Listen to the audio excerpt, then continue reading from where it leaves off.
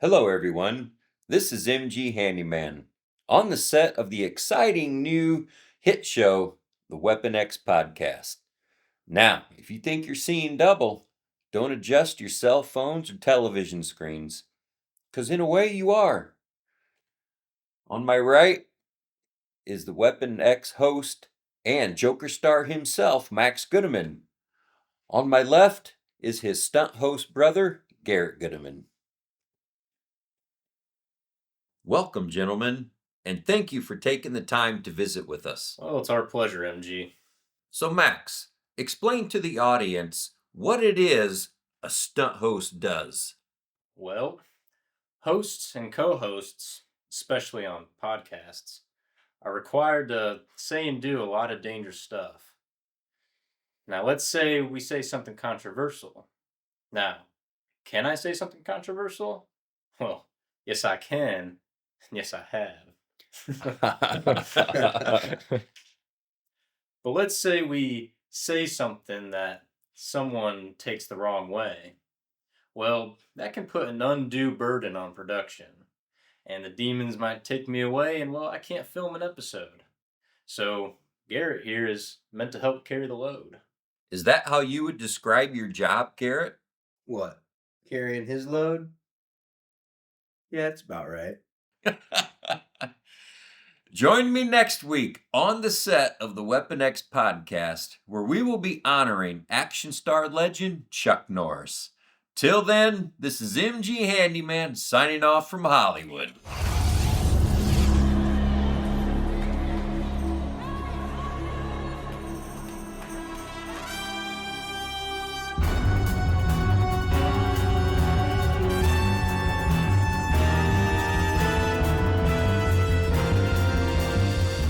Welcome back, everybody, to the Weapon X podcast.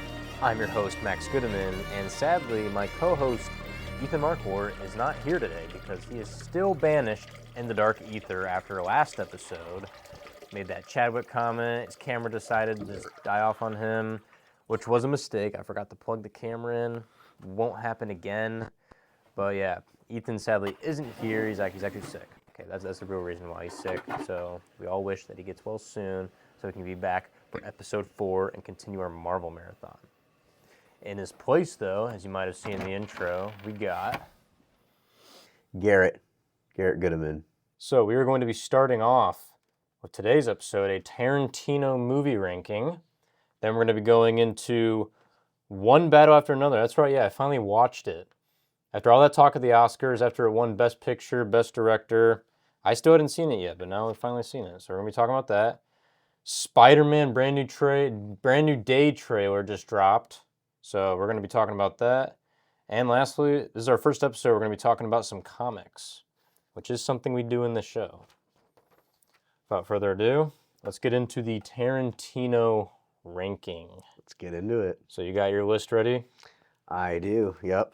Compiled a little list here of my favorites.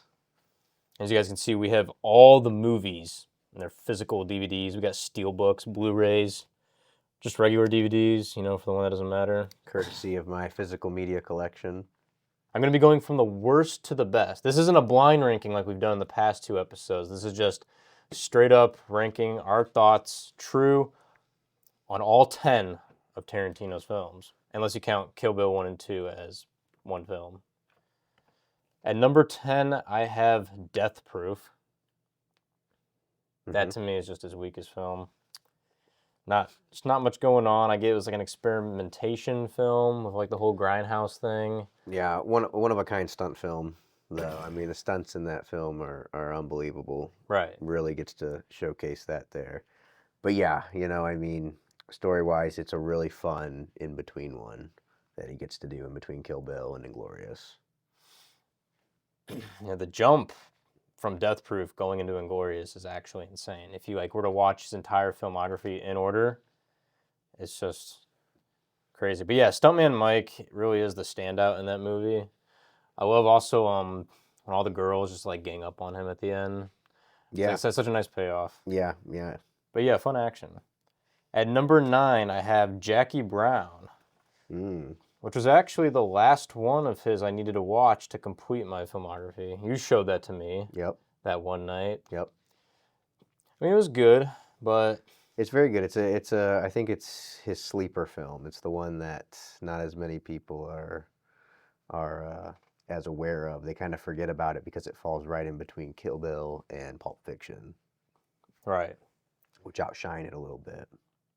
Yeah, I mean, I can't even remember fully the plot of it.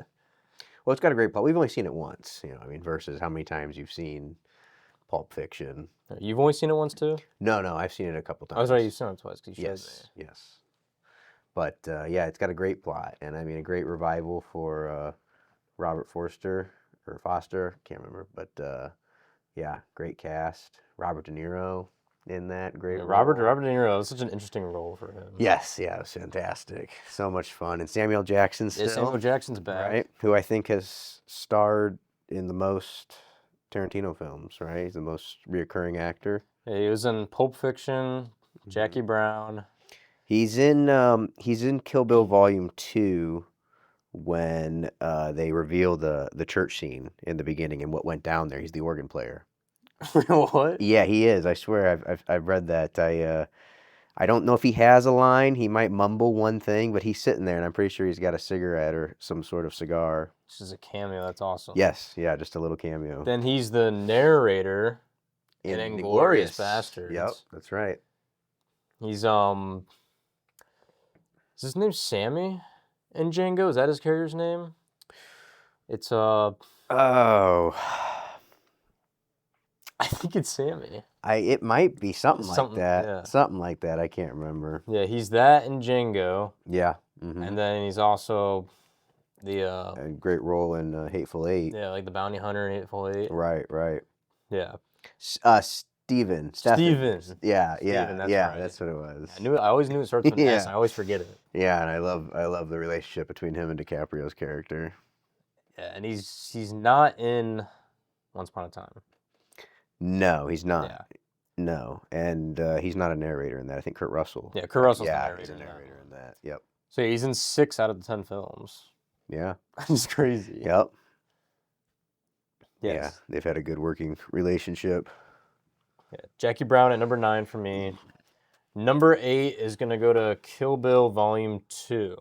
Mm. And right above it at number 7 is Kill Bill Volume 1. Okay. Now they're basically the same. Yeah, it's one continuous movie. I mean, it's part 1 and part 2. You know. He just released The Whole Bloody Affair. Right. Which we both missed out on seeing. We haven't seen it yet. You know, which I think further confirms that it is just one cohesive story. According to him, that's because he wants to number all of his films. He's like 1 through 9. Kill Bill's 1 movie. I want to make 10 movies. You already did technically. Well, they weren't. They weren't really going for those 4+ hour movies in the theater in the 2000s. It made sense for him to split it up at the time. Right. But I look at them as one. But yeah, however you're going to rank them, you know. First one's more action-packed. Second one is more story. Yeah, that's pretty much the reason why I have 1 over it, because I don't know, I find the action way more entertaining. There's a couple of parts. Yeah, the action is unbelievably impressive in that, and especially being the first time we see that action from the directing of Tarantino, right? You know, I mean, we have some action and stuff in Pulp Fiction, but Jackie it basically Brown is just live action anime action. And it has the anime scenes in it too. It has that influence to go alongside it. Yep. Yeah, that one. Definitely. That one's definitely more just like action packed, heavy. Than Volume 2 is more. That's where his spaghetti. writing really shines through, and bringing it all together. It's also more spaghetti western. Yeah, a little bit, right? Yeah, definitely. So you can really interchange them, but I got 1 over 2, mostly because of the action stuff, and it's like the start, you know, introducing all the characters, and it's really fun. Yeah, it's super iconic. At number 6, I have the Hateful Eight. Mm. I'm not including like the extended version, 4 episodes that you can watch on Netflix or anything like that. But yeah, the Hateful Eight is a great movie. Like I said, all these movies are pretty much great. Fantastic, yeah. So yeah, they're all aces. I mean, they're 10 out of 10 movies, every single one. But it is fun to kind of pick your favorites. Yeah, but the Hateful Eight, I would just put right here in the middle, because I don't really find myself rewatching it much. Mm-hmm. It's not the most rewatchable film, and it all takes place in like one isolated location. But, films like that, it's hard to pull off. Yeah, But he this pulls it movie off does it. magnificently. Yeah. I think it's got quite a bit of rewatch value because I mean that's the thing. You watch it once, and it's so much to take in that that you're really left with the ending, and then you go back and you're watching it, and Yeah, you already know the twist. you know the twists, you know where people are and what's really happening, and you watch it totally different. So I think it's got a lot of rewatch value. But yeah, I also have it in the middle of my list. So. And I have seen the extended version. Mm-hmm. Which I I mean- don't think is on Netflix anymore. It's not? I don't think so. I think they took it off. Did they release the extended version in like a DVD form or something? No, but I heard that I think there was an announcement for like a 4K release of Hateful Eight and a steelbook finally. So I mean, they may include it. Another steelbook to That would add to that the would be really collection. cool. That would be awesome. But yeah, I prefer just watching the theatrical cut over that. At number 5, I have Reservoir Dogs, his first movie. Yep, It holds up. it's It's fantastic. better than like Yeah, over half his films. I think it's one of his best. It's the one that really got him going. He wrote a couple great scripts. They got made into great movies by other directors, but then it came time for him to show what he could do. And I know he had something like, I don't know, maybe like 30 grand or something like that he had made off his scripts. And then he was ready to shoot with what he had and everything. And then Harvey Keitel was so impressed by him that he funded an Yeah, he extra he like funded million or everything. something. I think it was, worked as a producer, and thank God he did that. It's just so lucky. Such a lucky break. Yeah. But yeah, we were only ranking his directing and writing films because he Right. has credits for like other things, obviously. Yes. Yeah. Yeah, these are his 10 core films. Yep. So yeah, I got that at number 5. Right above it, his second film, Pulp Fiction. It's so good. Mm-hmm. So good. I remember seeing like the interviews when he was like talking about when he was trying to like sell the producers on the script and everything. Oh yeah. And he's like, well, it's supposed to be funny. And the guy's like, I don't find anything funny about this.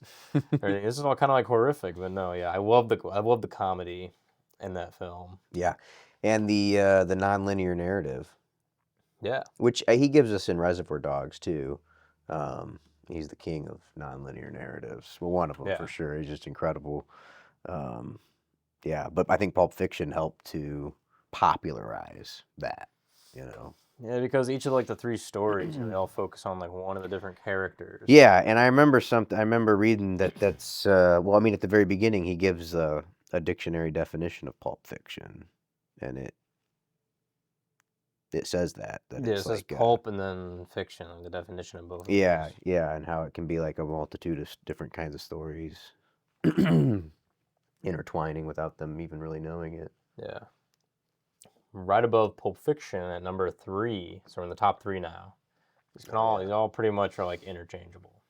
Yeah, Once Upon a Time in Hollywood. His last film that he made, which is already 7 years ago Mm-hmm. that came out.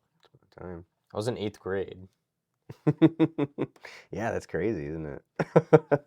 Yeah, sadly, I didn't get to see it in theaters. That was the only Tarantino film I have seen in theaters.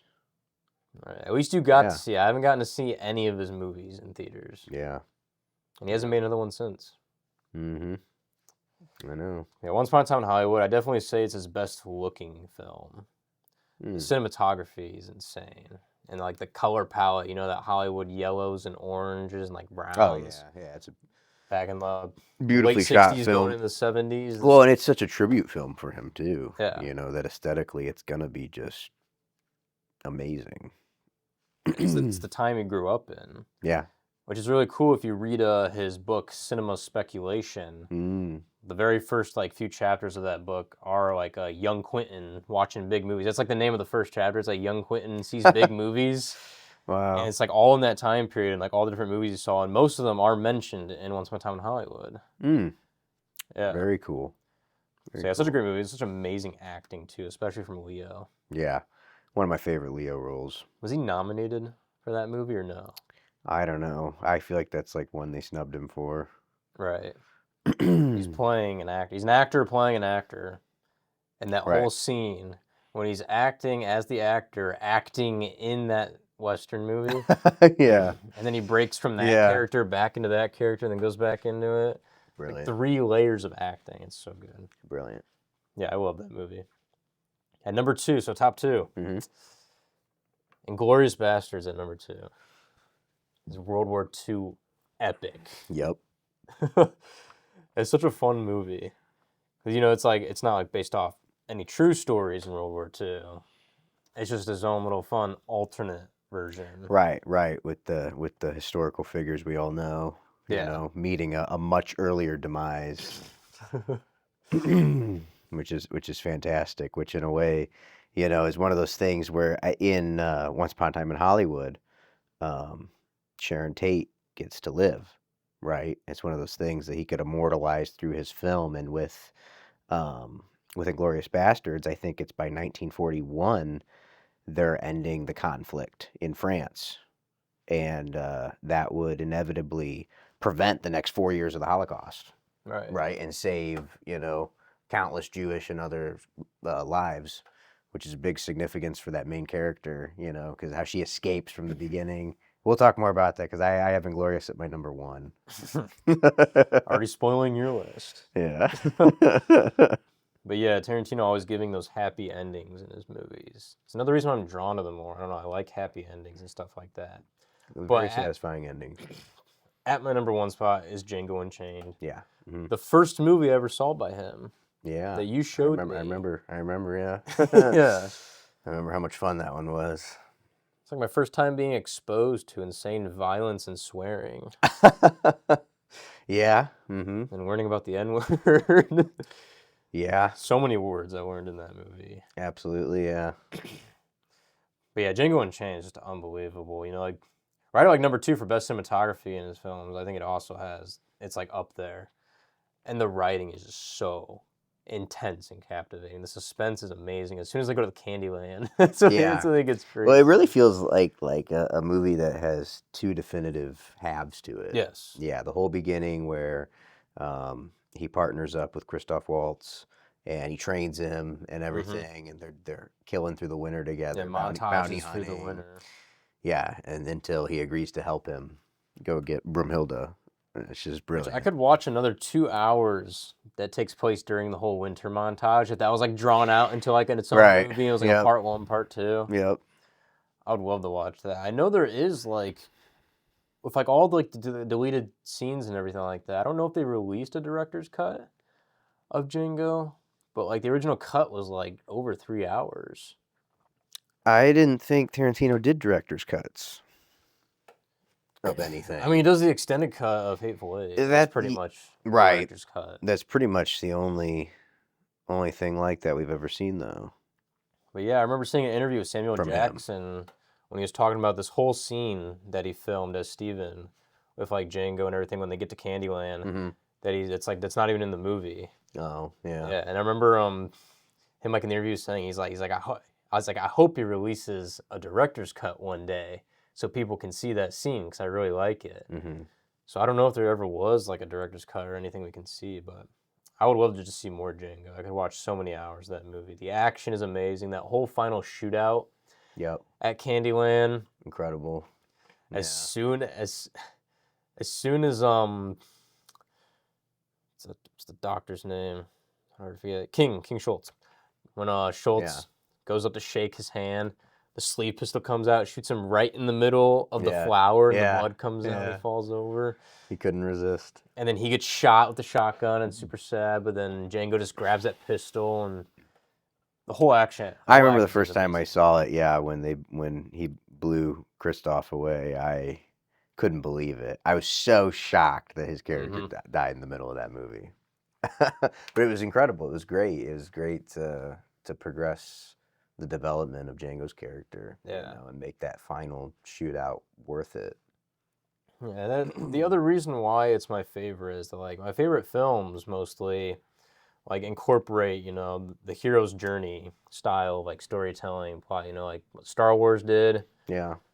And like you follow Django as he like goes through all the stages of the hero's journey. Yeah, it's true. Yeah, that one has a really good kind of hero's journey arc. But I think a big key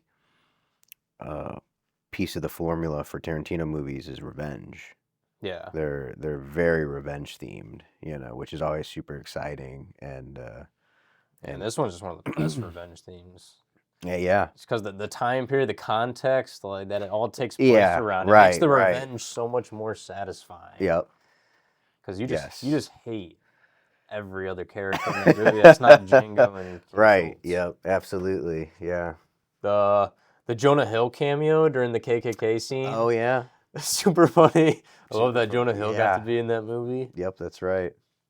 Yeah, and then just the dentist card itself with the giant tooth. Such an amazing prop, pretty much. I read that Christoph Waltz had sustained like a minor injury or something to his leg or something that prohibited him from riding a horse. He was going to be riding a horse in that, and he couldn't. So Tarantino just came up with the dentist card idea. Right. Yeah. And Yeah, I read that too. they just had that. So it's kind of cool how that just came out of the process of making the movie. Actor got injured, couldn't be on the horse. What do you do? And a great little lovable detail comes out. It's like what Guillermo says, like the. Right, I was just thinking that. Yeah. Yep. The movie guides you. The movie tells you The what to movie do. tells Yeah, you the creative process and everything. Yeah. Yep. Yeah. Which we do have experience with ourselves. But yeah, that's my list. Number 1, Django Unchained. All right. Well, I guess Time for yours. Yeah, we'll get into my list. I know I may have already revealed my number 1, but I have a lot of similar things to you and a little bit different. At the bottom of my list, I do have Death Proof. Okay. I do have that there as well. I love it. I think it's a lot of fun. But out of the entirety of them, I'd have to put it at the bottom. And then, actually, this is where I have a big switch up for you. I have Once Upon a Time at number 8. All the way number at 8? Number 9 or 8 or Or whatever. 9. I didn't really I did 9 of them because I still consider the Kill Bills to be. Yeah, you have it at number 9. Yeah. So technically it's number 9, and I don't know. I mean, I like it a lot more than having it at a number 9 spot, but it's just everything that comes above it. I love. I have Jackie Brown at number 7. Or number 8, technically. You did 10, and I consider Kill Bill one film, but Jackie Brown then next, and then the Kill Bills. And then I have The Hateful Eight at my middle spot, which I think was similar to yours. I think most of that was all similar to yours, except for Once Upon a Time being where it was. You had, you separated your Kill Bills. You should have just separated your Kill Bills. So it would have been 10, and then I have 10. So you have Hateful Eight right after Kill Bills? Yeah. So yeah, that's basically your number 6. Mm-hmm. Yeah. So then I guess technically at number 5, then getting into my top 5, I have Pulp Fiction. And then Django would be like no, that's not right. This list is all messed up. You made the list. I know, but let's see. So let me just start at the number 1. The number 1 is Inglourious Bastards. Okay. Right, that's my top favorite one because of the World War II context, and I love the World War II history, and I like how he completely re-envisioned it. Every character in that is incredible. You've got Christoph Waltz speaking 3 different languages. You have Tarantino writing in 3 different languages. And it's brilliant. He uses the language barrier to such intense and climatic, like a crescendo in that opening scene. That opening scene is so the opening iconic. scene. It's unbelievable. And I remember seeing pictures from a movie Clint Eastwood was in the 60s called Where Eagles Dare. And I thought there was something about it, the way it was just this one picture was shot that reminded me so much of Inglourious. And of course, I knew he would be influenced by World War II era movies of the 60s. And he even has that great part in Once Upon a Time in Hollywood where he's like, you like fried sauerkraut? Yeah, every time I watch that scene, I'm just like, I want to see this as like a whole movie. What is happening? Right, here? yeah. And so that Where Eagles Dare with Clint Eastwood is an incredible movie where they're infiltrating a castle that the Nazis have taken over as a big HQ of theirs, and they have to blow it up in the end. There's tons of dynamite. I think it was the most explosives used in a film at that time. And you have these scenes in that would be super intense if they would have actually bothered to have the actors do the language, but it's just not how they did it in Hollywood back then very often. They just all spoke English. Right. So you have this whole big buildup where they come in, they parachute in, and it's snow, it's winter, and they got to get up this mountain to the castle. When they get in there, they don like Nazi uniforms, and they're in a bar, and then they got to start talking, and they just talk like normal. And the Nazis don't even realize that they're American or British, because Clint's the only American. The rest, it's like a British operation to rescue a captured colonel or general or something like that. And it's highly fictional, but there's a big scene where they're at a table at the end, and Tarantino always said, I looked it up, and of course Tarantino was influenced by it, and he said that could have always been so much more intense if they would have just actually used the languages.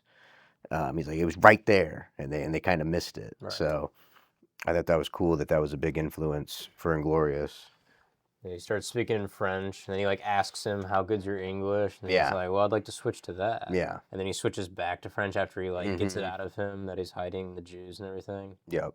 And he's drinking milk in that scene, Yeah. which is what every all, villain all drinks. villains drink milk. Yeah. The detail And needs to stay. And the big pipe and everything. Mhm. It's great. It's great. Okay, so at my number 2, I actually have Reservoir Dogs. Reservoir Dogs above all those others? Yeah, because I just think it'll always show what he was capable of with, a small budget, really, and it's everything that's Tarantino, in one neat little script, and I love the nonlinear angles of it, and the when we know who the rat is, the whole time and things like that. And they ranked it as one of the best bank heist movies ever, or whatever, jewelry heist or whatever it was, but you actually never see the Yeah, robbery you never see the heist. take place, So I just think it's brilliant. I think it's so brilliant that I'll always have to put it up there. Plus, it was one of the first ones I saw. I think I saw Reservoir Dogs before Pulp Fiction, because back when I was in high school, they had a lot of it on Netflix, and I'm pretty sure I watched Reservoir Dogs first. So anyways, after Reservoir Dogs, my number 3 is Django Unchained. Okay, so you have Django at number 3. I do, yes. Yeah, because So your I top absolutely love Django. That's why it was the first one I showed you.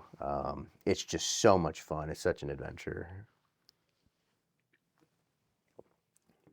And yeah, my 4 is Pulp Fiction, because I have to have it up there. So those are my top 4 undisputable ones.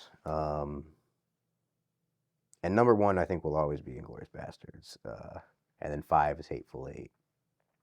And I think I could put these in a different category: Hateful Eight, Kill Bill, and Jackie Brown and Once Upon a Time. For me, just that I revere the others a little more. But Right. I love them all. I love them all. Can't go wrong. Once Upon a Time, that low, though. Gosh, it's just so Yeah, much better than Jackie Brown, the Kill Bills, Hateful Eight. I can see it being interchangeable with the top 5 there, but... Yeah, I mean, I could probably squeeze it next to my Hateful Eight in the middle. I've only seen it 2 times. And I've only seen Jackie Brown 2 times as well, but I've seen all the others multiple times. So just need to watch them some more. Yeah. Also, the soundtrack in Once Upon a Time. Well, Tarantino has amazing soundtracks. Yeah, also. they're all amazing. Yeah, They're almost all track films. Mhm. So there's just any song you can just put in a movie. Right. Except for Hateful Eight, which has a score. Yeah, that one has a score. Ennio Morricone, and which he won an Oscar for, his first Oscar. And I'd like to look into it, actually. I know that Tarantino said The Thing is a huge inspiration for Hateful Eight. Yeah. And of course, Kurt Russell's in both of them, which is a lot of fun. But Tarantino has always loved Ennio's music and used some of it in Django. I think there was some media at the time saying that they were in an argument over the way the music was used and stuff, but they ultimately, worked together and did Hateful Eight. And 1 or 2 of the themes that appears in Hateful Eight are themes that were not used in The Thing.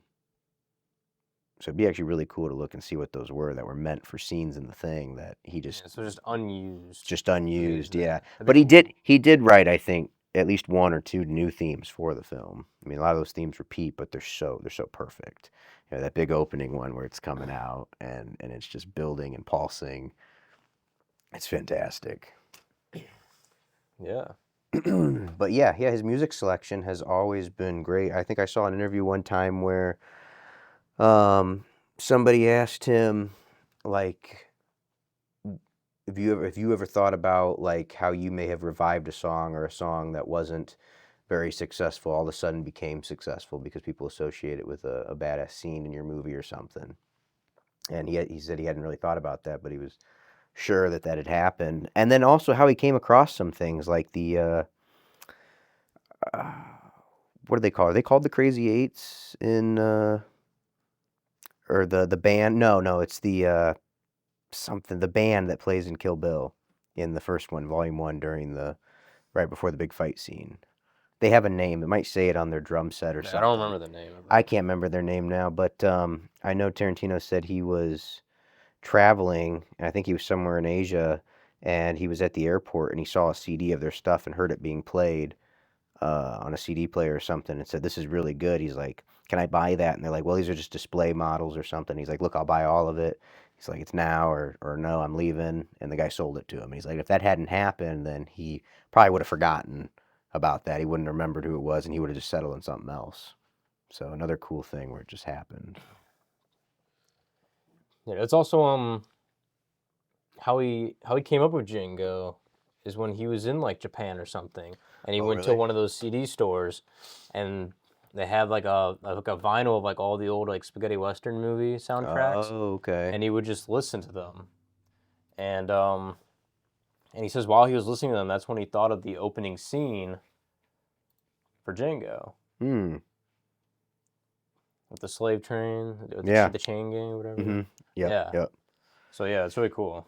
Music's like one of his biggest inspirations for all this stuff. Yeah. It's very cool. Yep, music's at the center of all great storytelling. Yeah, and you remember that one like news lady that was like arguing with Tarantino about like violence and like Kill Bill and stuff?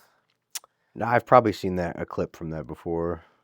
Yeah, he's like, why do you have all this violent stuff? And you know kids are gonna go see this and everything. It's gonna ruin them. Like your movies do not have to be that violent. He's like, because it's so much fun, Janice. And he's like yelling at her. Yeah, well, when you see the creative process behind what it takes to do that, it does look like it would be a lot of fun. Yeah. You know, and I think once you understand, you know, and I don't think you have to be too old to understand that what you're seeing is not real. Well, yeah, Kill Bill is the most unrealistic action. They're all like unrealistic. Even the Django shootout is like, it's just fantastical. It's a spectacle. Yeah, absolutely. Still entertaining. It's his world. It's very stylized violence. Yeah. Yeah. Mm-hmm.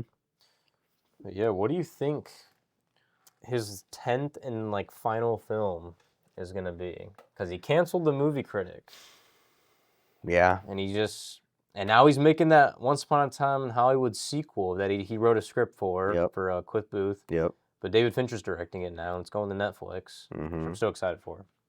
But he might just be charging up, you know? I mean, he did Reservoir Dogs, Pulp Fiction, Jackie Brown, and the Kill Bills.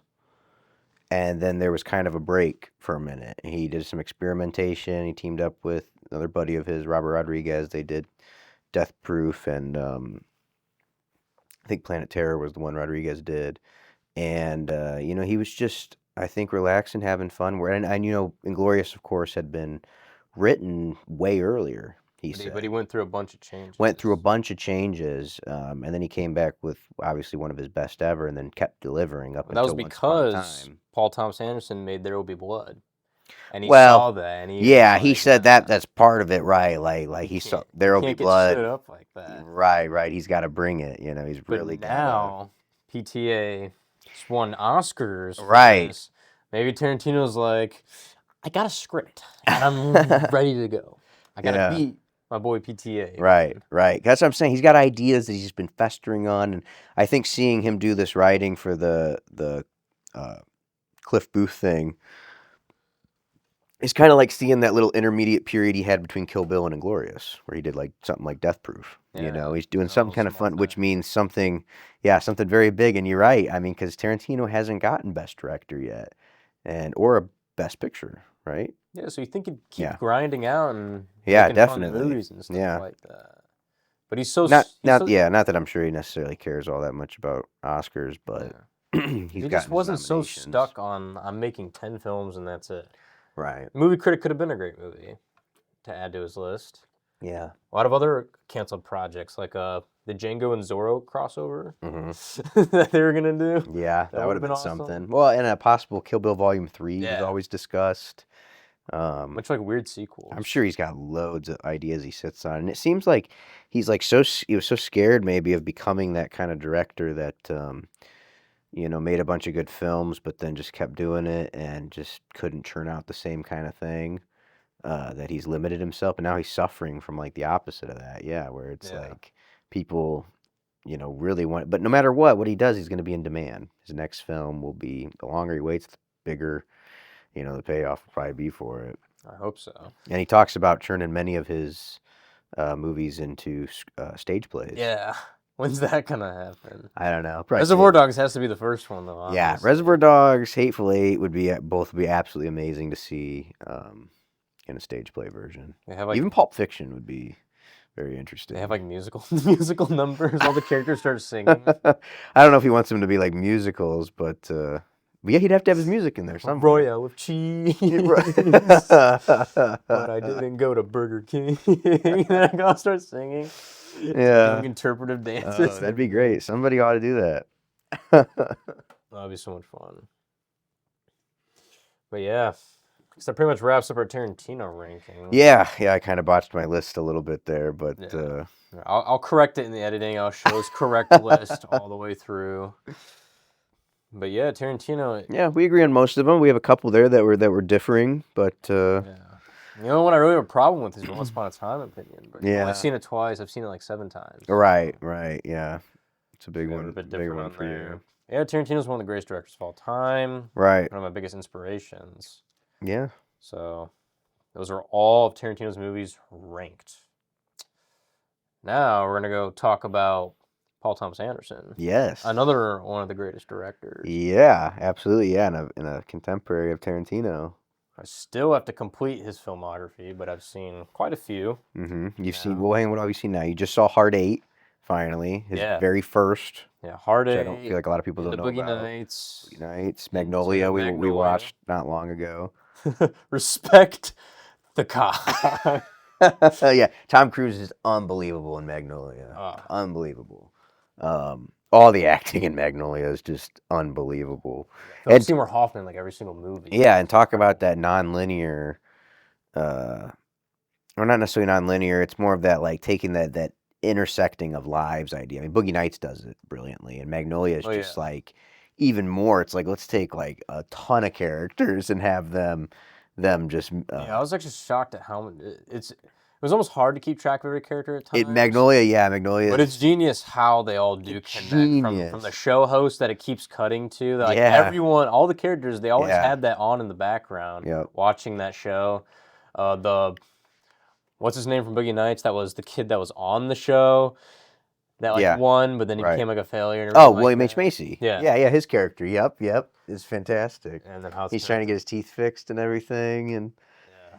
And the whole frogs thing was just that was the most random part. I was so confused. Something of biblical proportions, And then after Magnolia was Punch Drunk Love. Which you've seen. Mm-hmm. Yes, that's right. We did watch that together. So that's his first 4 movies I've seen. Yep. What came after Punch Drunk Love? There'll Be Blood. That one came right after? Yeah, well, it's like 5 years after. There's nothing in between though. If I'm correct, I think it's 4 or 5 years. After he did Magnolia, he said he came as far as he could go with that method of storytelling. Right. With this kind of multiple character-driven, ensembles. And he said, I want to work with 2 actors, Adam Sandler and Daniel Day-Lewis. Yeah, who couldn't be, more different. But it's a great challenge for him. I'm sure he went to work writing and figured out how he wanted to write for each of these characters and Punch Drunk Love is fantastic. First time we really get to see some serious, Serious Sandler. acting chops. Yeah, from Sandler. And then Daniel Day-Lewis, just There Will Be Blood is arguably one of the greatest films of the 21st century for sure, and of greatest films of all time. It's a masterpiece, and it's like an American masterpiece too. I mean, it's dealing with a very important part of American history and a very specific character that's prevalent throughout American history. That greed-driven individual. It's brilliant. There Will Be Blood is brilliant. So you've seen quite a few of them, because then I believe next is The Master. Okay, yeah, I haven't seen that one. You haven't seen that, and that's fantastic. We got Philip, Joaquin Phoenix, and Amy Adams, all Oscar nominated for that too. Brilliant. And then Inherent Vice, you haven't seen yet. That's also Joaquin. I believe that's what he did right after that. And then he teamed back up again with Daniel Day for Phantom Thread, which I think is one of his best. I mean, it's just an incredibly mature, beautiful, artistic masterpiece. And then Licorice Pizza, if you haven't seen. And then this, yeah, and then One Battle After Another. So yeah, 4 films by him I haven't seen yet. Yeah, so you've seen more than half. So yeah, but once I see all those, we're gonna be doing the same kind of ranking. Yes, you can do PTA. Official ranking. Because when you show me Boogie Nights, Yeah, I needed time to process it, but then I watched it again on my own, yeah, and it was just it's just one of the greatest movies ever. And then I showed all my friends. yeah. Yeah, and it's one of those things that seems a little taboo at first, but when you understand the writing of it and the characters, and that it's not necessarily a glamorization of the topic they focus on, it's this kind of downfall, and based on the circumstances, of switching from film to video, things like that, Right. leaving the 70s, entering the 80s, and how it affects them. It's a real film, Jack. Yeah. It's a real film. Real film. Yeah, brilliant. Brilliant. But you just watched this last night. Yeah. Finally. Yeah, last night. Yep. Yeah, I saw it. I've only seen it once. I saw it when it came out in theaters. Did you see it in IMAX? Because this is his first IMAX movie, right? Yeah, we saw it in IMAX. Yeah, definitely. Yeah, that's right, because it was such a big deal that it was in IMAX. And it was something to see, especially in that second half of that film, with the directing, with the shots, and all in that third act of the film, especially. I mean, I love it. It's right here on the poster too. I was looking at earlier the hills. Yeah, all those hill shots are great. Magnificent. So that also builds up a bit of suspense too, because yeah, you're trying to get away from. Right. The one guy's chasing her, and she's just driving over, and it's is he still behind me? You can't tell because of the hills, and every time she goes down, she can't see, but he's always behind them. Yeah, it's great. Yeah, I love that, and that also, a lot of that with those cars and them all trying to get to each other, reminded me a lot of Boogie Nights, and that one shot, when all 3 storylines combined by their cars. Oh yeah, right, and they're all passing, and then we follow Don Cheadle. Because this film also has that same style where it's these different characters' stories, and it just keeps cutting between each of them, and you watch all of them intertwined. A lot less characters than Boogie Nights and Magnolia. Right. But still his same concept. Mm-hmm. But I also noticed a lot of shots that I was this doesn't really remind me of PTA. It reminds me of Kubrick. There's some very Kubrick shots. Yeah. When you're watching the police, military guard guys. Yeah. Walking in between those chain fences, and it's the leading line. The camera's up behind them, and it's just still with them walking. Yeah. It reminded me a lot of I always blank on the movie. What is this World War I movie? Paths to Glory. Paths to Glory. Yes. Reminded me a lot of that, the trench shots. Oh yeah. Them falling in the trenches. And all now they're moving through that. Yeah. And there was a lot more just still wide shots of a big room or landscape, and the characters are moving around. Beautiful and wide shots. Yeah, that one wide shot where they finally come face to face. I forget who the characters are at that point, but it's that beautiful wide shot. I mean, it's he found the perfect spot. I want to know where he found those hills at too. I mean, he just found the perfect locations for filming. It was beautiful. Yeah, Yeah, and amazing also the one cinematography. where his daughter's getting like the DNA test done in that like In that church, yeah. in that church. Yeah. That same wide shot when she was like trying to get away from him and Mm-hmm. Sean Penn's character, like Lockhart, Or Lockjaw. Colonel Lockjaw.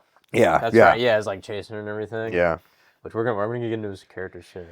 We gotta keep talking about the shots. Yes. Yeah, yeah. Even in the opening shots when it was what's her name, like sneaking around, like they have like that giant like wall that they get past and like the highway up above. Yeah. And it's like nighttime, it's got like all those lights and everything. All the shots are beautiful. Yeah, all that nighttime cinematography in the beginning is really well done with the wide desert and the lights and everything. Yeah, I will say, like, compared to like Frankenstein, Sinners, all that, I could see why PTA won Best Directing. I think his directing is better. Well, yeah, he's bringing it all here. Yeah. I remember we said that when we saw it. Was that he is going for Best Director with this one? I mean, it's all out, you know, and it won Best Picture too, which is really incredible. And fitting. I think if any of his pictures were going to win Best Picture, this would be it, because this is his other films that I might say, yeah, that's a Best Picture right there. You know, something like There Will Be Blood. Just not everybody, audience that comes to see that views that the same way. You know, you'll have a good amount of people saying they were bored or something, you know, because unfortunately, you know, not everybody just gets it like that. But this film felt like it was super accessible to everybody. You know, it felt like a film that anybody could come and see and have a good time with. I mean, it had action, it had heart, it had drama and comedy in it. And a lot of more modern themes too. Yeah, it that did. would appeal to people. Well, and so then, you know, that's why I want you to see Inherent Vice, because Inherent Vice is based on a novel written by, I can't remember the guy's name, but he's the same author who wrote the novel that One Battle After Another is based on, which I think is called The Battle of Bacton Cross. And they're both stories that take place in the 70s. And Inherent Vice is set in the 70s. And it's a fun one, too, with kind of a wide array of characters. But you're following Joaquin's character. He's like a private investigator. He's like a stoner private investigator in the 70s. It's really fun. But this one, yeah, he decided to... Apparently, it's one he'd been trying to adapt for like 20 years or something like that, he said. It was a favorite book of his, and he brought it to the modern day. So I wouldn't be surprised if he had versions of it where he tried to keep it centered in its own time. But yeah, he brought it to modern day, and he did it brilliantly. Because like I said, I think it's very accessible for modern audiences. Although I didn't think the story would be something PTA would do. Like, of course, I haven't seen his other 4 films, so I wouldn't know for sure. But out of the stuff I've seen, this is like very different to me. Yeah. Well, and what you haven't seen are his last 4, right? Yeah. Literally leading up to this, yeah. So And that's that's the thing I love about PTA, is that he evolves. He evolves very well. And like Tarantino evolves too, but I feel like Tarantino stays very much within his style. He's a master of it. But PTA seems like, I mean, a movie like There Will Be Blood is drastically different from a movie like Boogie Nights. Right. And it's even very different from a movie like One Battle After Another.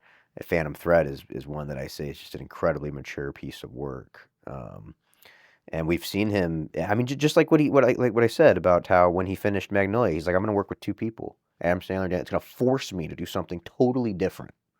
You know, so it's kind of hard to say what is PTA's style, because he's so diverse, you know.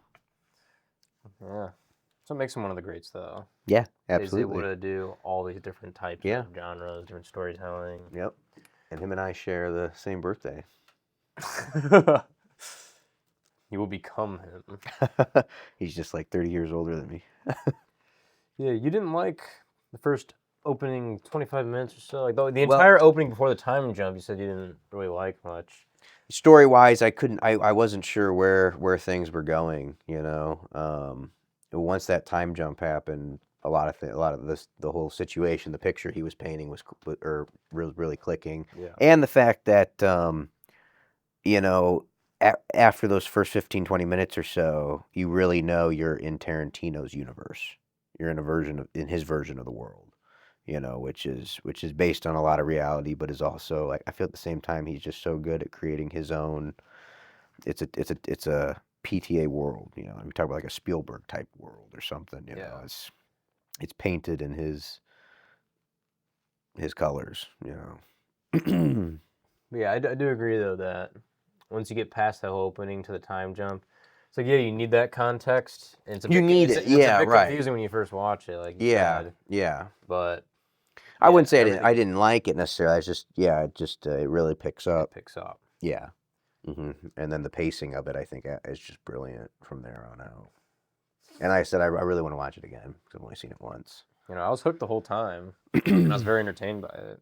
Yeah. And of course, it's got Leo at the Leo, helm. love Leo. He's such a fun character in this too. Just And Benicio was very fun too. I wish there was more of Benicio's character. yeah, I wish we got to see a bit more of him at the end, but after he threw Leo at the car, Yeah. to like take one for the team, you don't get to see him again. Right.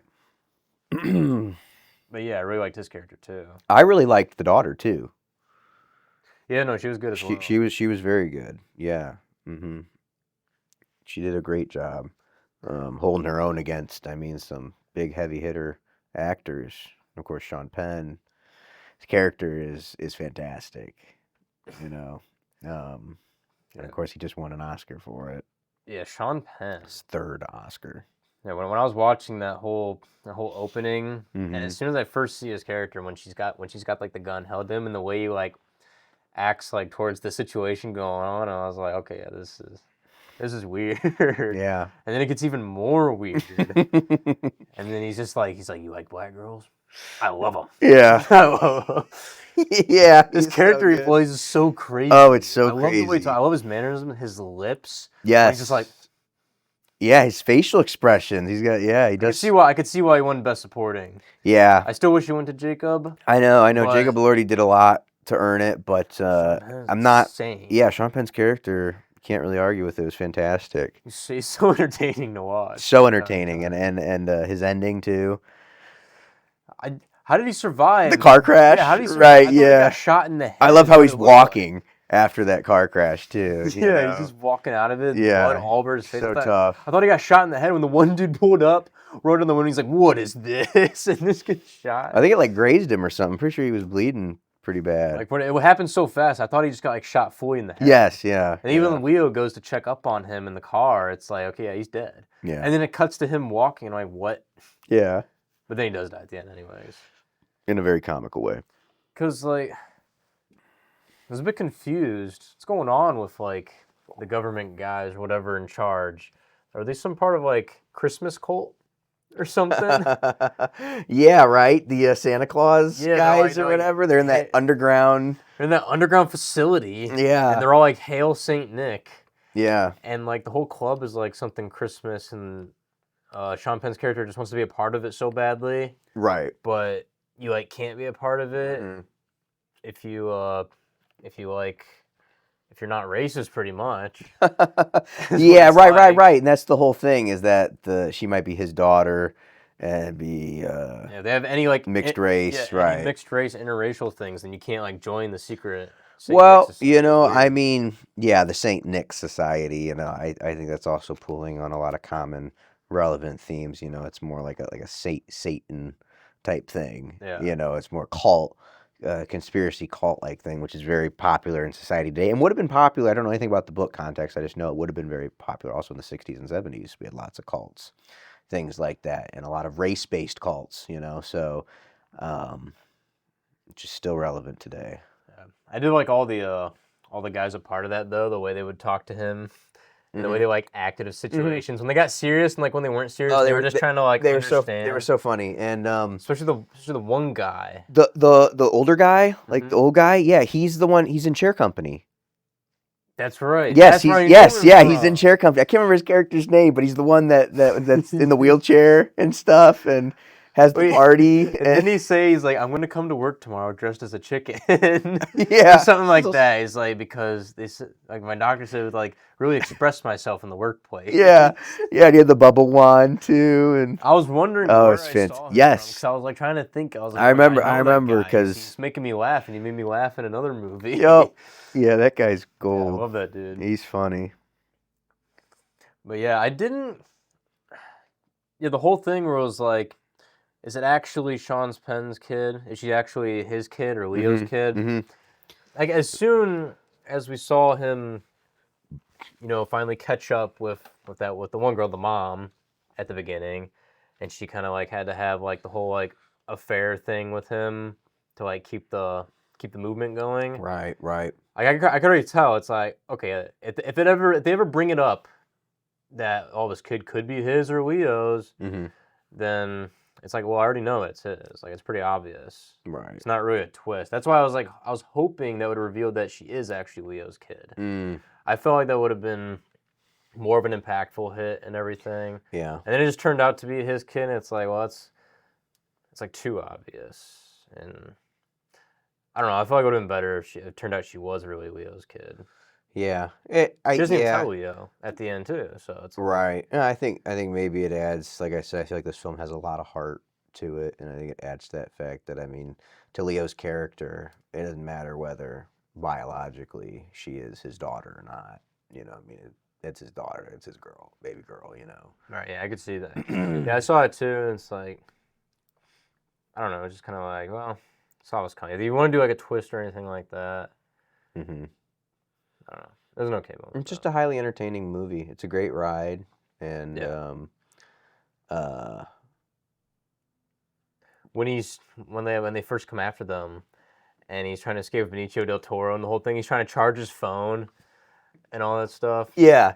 That whole sequence of them trying to get out of like that town. And when he falls off the roof. Yeah, because he's with those guys are supposed to take him. Yeah. Yeah, they're all like doing crazy parkour around the roof, and he just fell. Falls all the way And they call him, down. and it's like, your guy just fell 40 stories. Yeah. He got tased. He got caught. Oh, when they so first good. like pull up to the skateboard guys, he's like, "It's World War III out here, man." It's so funny. You got my gun? It's like, yeah, I still got the gun. He's like, okay. Yeah, it was so funny. It's so Yeah, good. really funny movie. Yeah. What'd you think of the music? The music just fits it.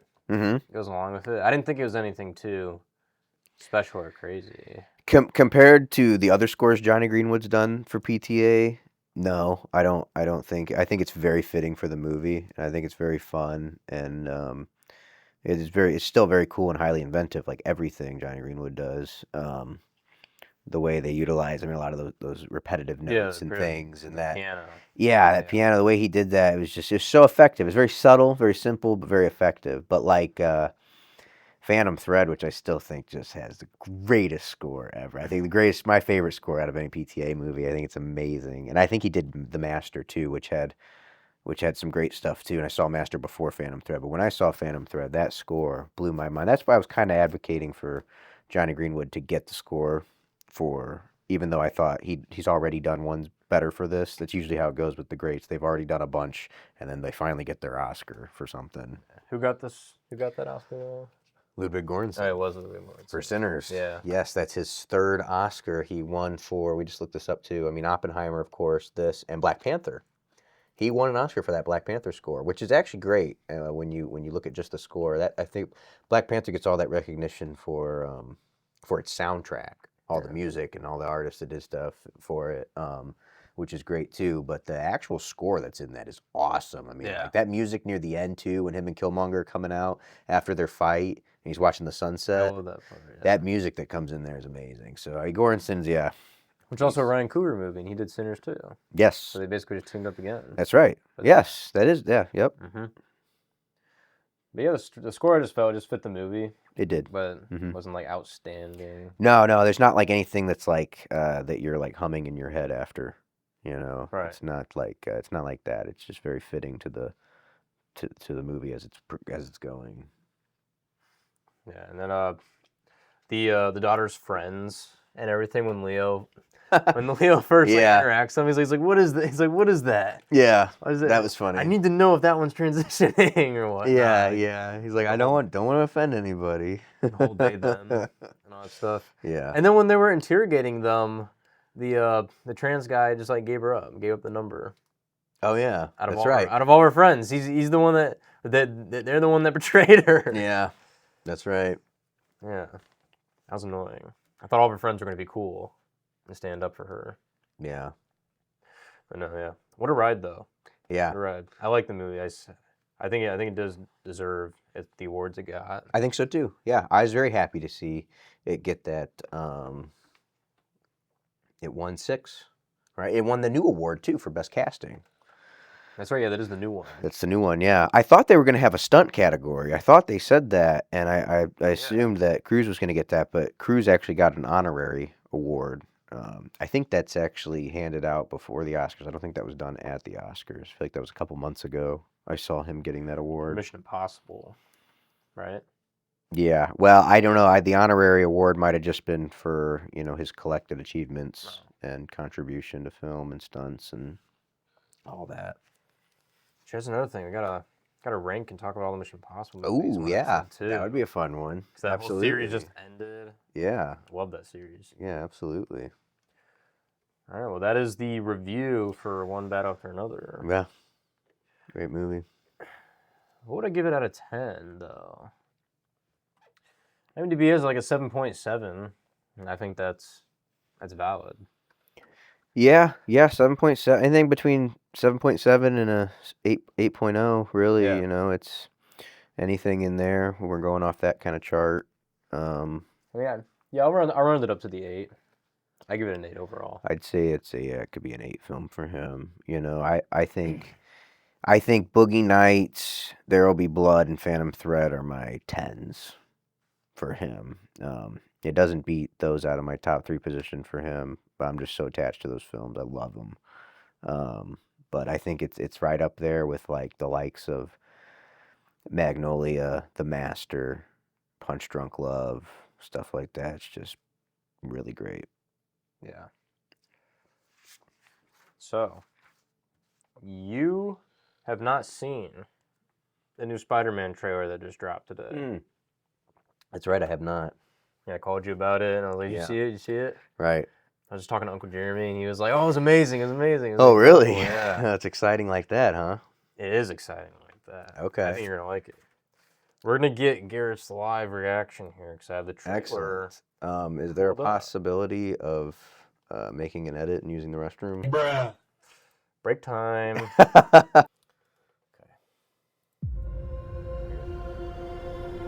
I can't believe our first hit MIT. MJ, come on, pretend like you're not the happiest you've ever been in your entire life. I can't. I knew it.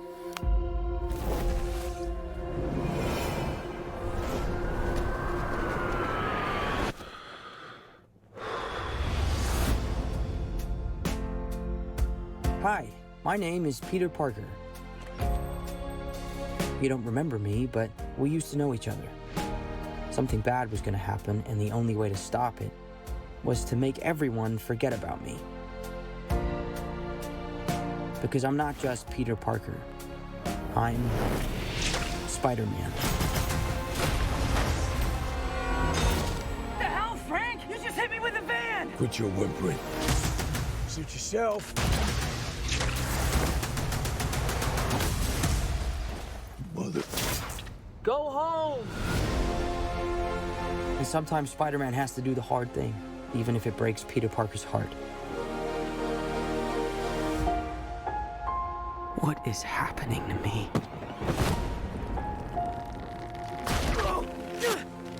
Oh, God.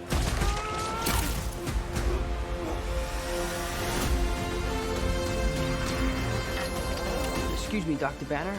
I need your help. What did you say your name was?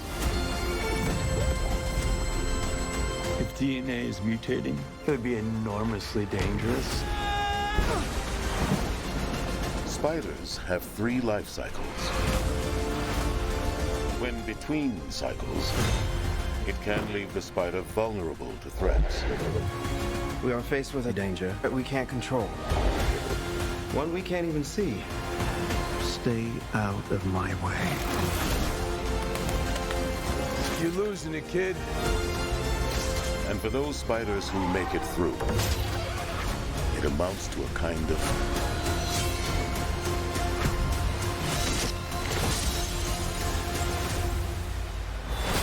rebirth. Nice flowers. Oh, they're a housewarming gift. I'm MJ. I'm just a neighbor from across the hall. Friendly neighbor.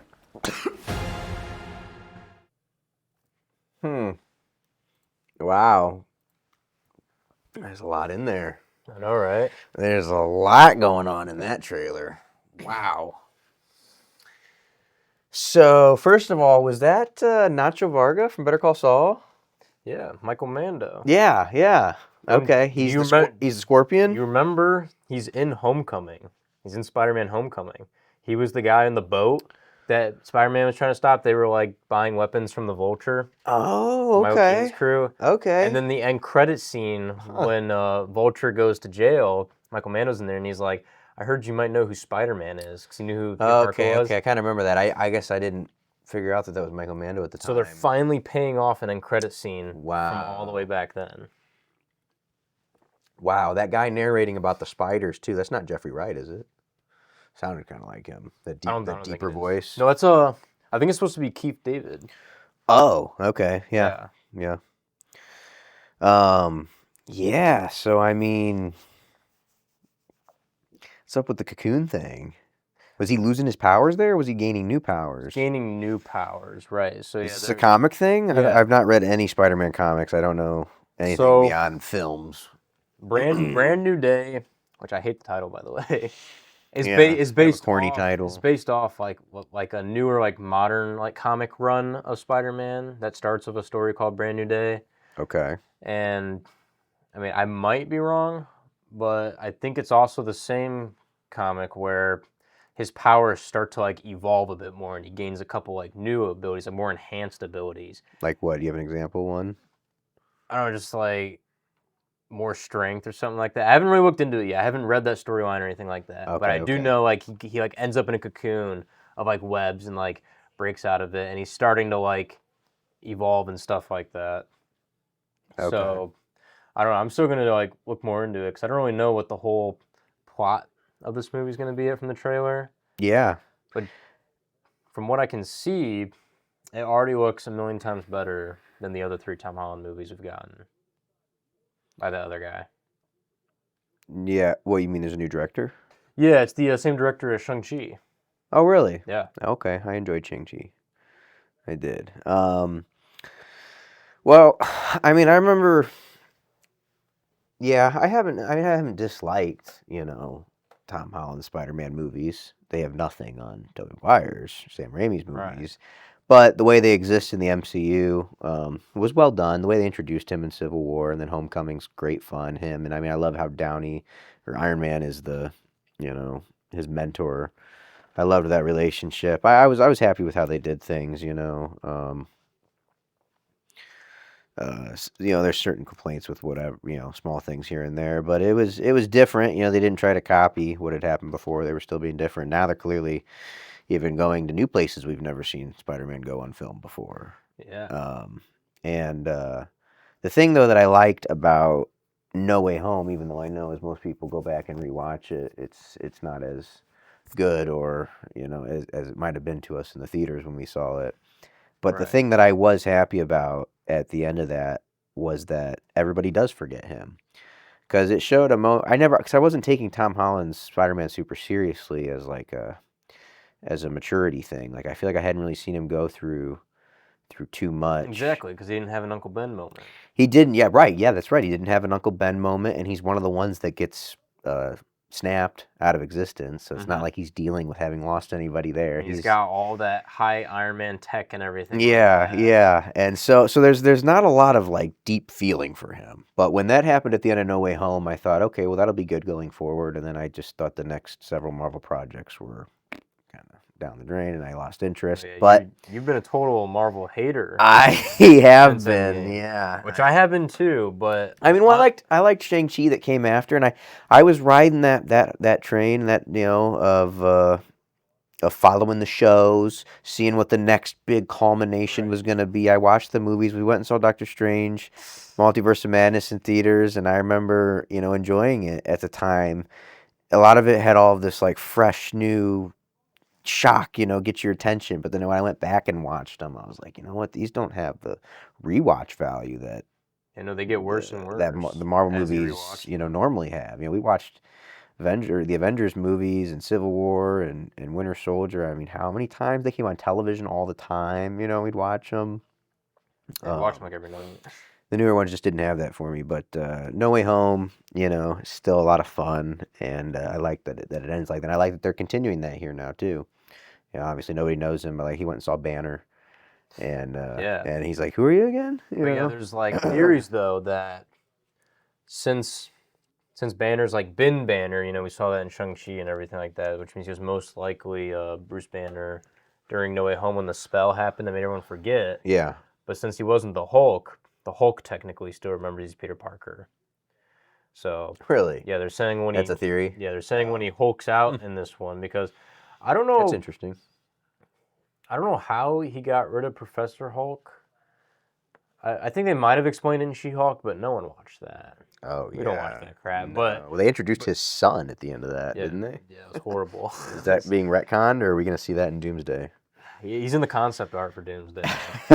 Oh. But yeah, he has that little thing on his wrist, that like little device you saw in the trailer there. I don't know if you saw it. Mm-mm. Yeah, well, apparently got that in She-Hulk, and that kind of like keeps him and it'll like alert him if he's like getting too angry, you know, almost like the Watch was in the Incredible Hulk movie. Yeah. Yeah. So Okay. obviously he's gonna Hulk out in this movie, and it's gonna be like, you know, the crazy Hulk. People are saying it might be like Gray Hulk for some reason, like he might turn gray. I don't know why, but yeah, they're saying like Hulk's gonna remember Peter or something like that. So that's gonna be something coming up. Maybe help Banner to like maybe remember stuff and help Peter throughout the movie. It's a cool idea. But you know, we're actually getting to see Tom Holland Spider-Man swinging around through New York, like deep in the city. We never really saw that before. Mm-hmm. And he's swinging around, you know, it was in That's true. one other country and far from home. Yeah. I mean, No Way Home had some, but like the Yeah, we hadn't had a whole lot of city swinging yeah. from him. And It's like true. already we got like 3 of those shots they showed there, him holding the guy and everything is from like the very first issue of Spider-Man, the cover. 2 of those other shots, like Boomerang, like under him, like throwing boomerangs at him, and that other guy was like Tarantula that he was fighting near the water. Okay. Those are all like straight comic shots and everything. So I'm glad we're seeing a lot more of those again. And you know, overall, it just looks like it's gonna be a good Spider-Man movie. When does it come out? I didn't see the date at the end. July. Oh, July 31st. July 31st. Yeah, at the end. End of summer. Okay. So we got this and Supergirl Yeah. for the summer for Yeah. superhero stuff. Yep. I think it's gonna be pretty good. It's a good lineup. It'll be interesting. I might actually attend the theater to see it. It'll be my first Marvel movie that I've seen in theaters since Wakanda Forever. No, since Deadpool and Wolverine. Oh, well, yeah, okay. Yeah. It technically counts now. It does, yeah. Yeah, you're right. Deadpool Wolverine was great. It was a lot of fun. That was a lot of fun. But yeah, you haven't seen Thunderbolts. No. You haven't seen no. Fantastic Didn't see Four. Fantastic Four. I didn't see Quantumania. I didn't see Quantumania. What else was there? Is there more? The Marvels. All the Marvel. Yeah, I didn't see that. I didn't see that either. And I didn't see Brave New World. Oh, I didn't see that. Yo. Captain America one. Yeah, we were referencing some of those in the last episode. We're gonna have to get to them when we do our full MCU marathon review. Oh boy. I'm not looking forward to, but we're gonna have to. We got to get the opinions out there. Right. I'll tell you what. I'm looking a lot more forward to DC. Yeah. And what they're cooking up. What James Gunn is up to. Yeah, obviously, last episode we talked about the Lanterns trailer, and we had mixed thoughts on it because you know there's a lot of things wrong with it. You know, there's just no green, there's no space or like many Lantern traditional things. I still got some hope for it though. Yeah. Like it looks like it could be a good show and everything, but if we don't see all those Lantern themes in there, it's gonna be disappointing. Yeah, hopefully they're there. Hopefully they do it well. You know, I think that they've seen a lot of potential in taking dramatic or intense known storylines and incorporating them with DC characters. I mean, we saw it to great effect with Joker, you know, where they took classic Scorsese influence, Taxi Driver, and they put in there, and with Lanterns, I know when they first started promoting it, they said that they wanted to have the feel of the first season of True Detective, which you haven't seen. I have that on DVD. I've got the first season, Matthew McConaughey, Woody Harrelson. You should borrow that and just binge through that sometime. And I feel like I got some of that aesthetic for sure from the trailer. That first season, True Detective, is really gritty, and I mean just really, intense, and it kind of has that same color scheme that we're seeing in Lanterns. Much more desert. It's more brown. It's and yeah, everything. yes, But yeah. why is his suit gotta be brown? Yeah, Stuff like that I don't know. That's the whole suit thing has sparked a lot of interesting debate and a lot of interesting speculation. And the whole no glowing aura when he flies. But then, the crazy thing that got brought up is that Guy Gardner didn't glow in Superman. Yeah, he didn't. Which I didn't even notice. Yeah, you didn't even notice it. Something. But now I'm pissed about it. And I want it. And I better see now more that you know, but you didn't mind it at all when you saw it. At least if they go, at least if they fly in space, they need the aura because that helps them breathe. So. Okay, that I could see. Maybe he'll do that. Maybe when they're in space, they'll have that around them. Yeah, hopefully. That could make a lot of sense. Or they might just not do it altogether. I don't know. Maybe they need to save budget on the CGI. But yeah, it's going to be super interesting to see. And Supergirl, I still have the Woman of Tomorrow comic to read. I'm going to be reading that here soon as we get closer to it. But I'm hyped for that, And it's going to take place chronologically, I assume, before Superman. Yeah. Right? It's supposed to deal with all her origin and stuff. And what's going to be really cool is if it ends with a depiction of her first meeting with Superman. Yeah, that's something I'll be really excited to see. We saw a little bit of them together at the end of Superman, of course, just a little bit of fun banter. But to actually see a live action where he and maybe this has happened in something like Smallville, which I haven't seen, or other shows that they've done. I think there was a Supergirl show on the CW or something, or some channel, but. I'd love to see that. I'd love to see that live action of him, discovering her, finding her, or however they do that. I know that story's been redone a few times, like that the one that I read that you have right now, the Batman Superman story with. Or Batman tracks her down, finds her. And yes, yeah, and that's a really cool story, and I don't know. I mean, maybe, are they going to do that? I don't know. Is that how they're going to introduce us to Batman? Probably not. No. But no. But I'm very excited, and Clayface.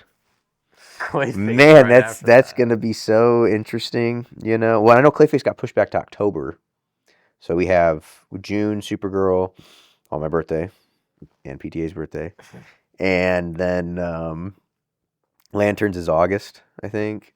Yeah, August and. Yeah, the weekly episode is going to be leading directly into the release of Clayface, which will be great. And I know there's a Creature Commando season 2 underway. We may get by January 2027 or something, very early, which will be cool. Super excited. Which seeing Superman over the summer is what got me into the comics.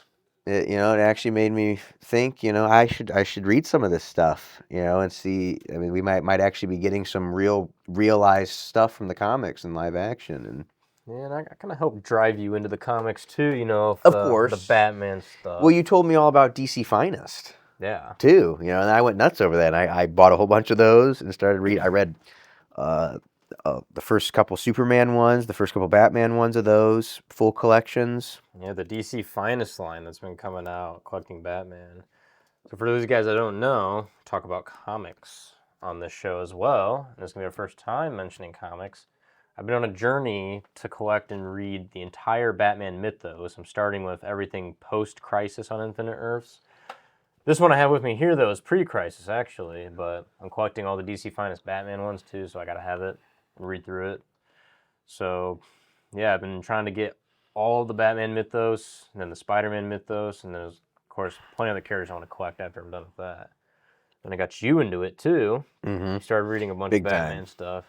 Yeah. And you also got JLL you've been reading. Yeah, I started reading the Batman stuff right away, and then got into Superman, because obviously Superman came out in the movie, and everything, and I was like, you know what? I've just never really been that big with Superman. And I started reading the stories, read everything from spring of 38 to like midsummer of 40, the original stuff. Read the 70s Kryptonite Nevermore stories. And of course the team ups with Batman and him, later stories in the 2000s. And now, yeah, I wanted to get into the JLA. I'd read a little bit of Wonder Woman too. And I was like, you know what? I need some team ups. I need to start reading some comics and see what they do when they team them up. Yeah. And, so I got the JLA book 1. This is the Grant Morrison and Howard Porter run. I believe this is late 90s, 96, 97 or something. It starts. I don't know how long it goes, but I just finished book 1 and I'm on book 2 right now. Book 3 comes out in May. I think they're setting that for release.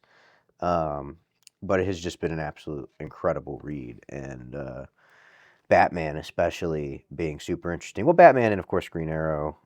Both those characters being very interesting because they don't have powers, and so when you put them in a lineup, you know, with some of the most superpowered beings that there are, the writers have to get very you know, crafty and clever in making Batman of importance, or you know, really distinguishing those differences and utilizing, you know, each one of their differences and unique abilities to. That's why they're such a great team. It is. It's incredible writing. It's such a great team. And, yeah.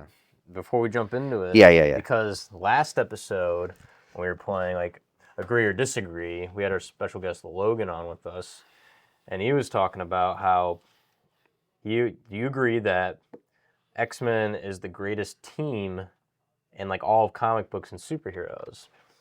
Me and Ethan disagreed because we believe Justice League is the greatest team. Way better than the Avengers. I love the X-Men. X-Men's my favorite Marvel team, as I said in that episode, but Justice League, for me, just tops all of it. So I'm really glad that we get to talk about this and tell you guys some stories with them, because it's just genius. It's just such good writing. There's such a great team. Yeah, like you said, if Batman, Green Arrow not having powers, we're talking a lot about Green Arrow and Batman in last episode too. We brought up that is Green Arrow like the better and like overall character than Hawkeye from Marvel. I agreed that he was. I love Green Arrow, everything with him. So, yeah, it's really great that we get to talk about this. Yes. Yeah, and just, you know, observing the things that they do differently throughout the comic book history in order to keep things relevant. You know, I mean, Kryptonite, when I was reading the early Superman stuff, it was so interesting because Kryptonite's not even around. He doesn't fly. You know, he leaps buildings in a single bound and things like that. And he doesn't have the heat vision yet. He's got X-ray vision, you know, things like that. But so much of it becomes developed over time. And of course, once Kryptonite is introduced, they write stories for a decade or so with Kryptonite, and then it becomes time to remove Kryptonite in order to give the writers a new challenge to write again, you know. And so I guess one of the other things they did was they made blue Superman, like pictured on the front of the book here, and they made a red Superman at different times. I don't know anything about the red Superman, but the blue Superman is like an electric charged Superman. It's like all his powers come from his suit and different things. He explains it in here, and it's kind of fun. It's kind of comical almost the way he explains it, like all the things he can do without his normal powers being the things that allow him to do it.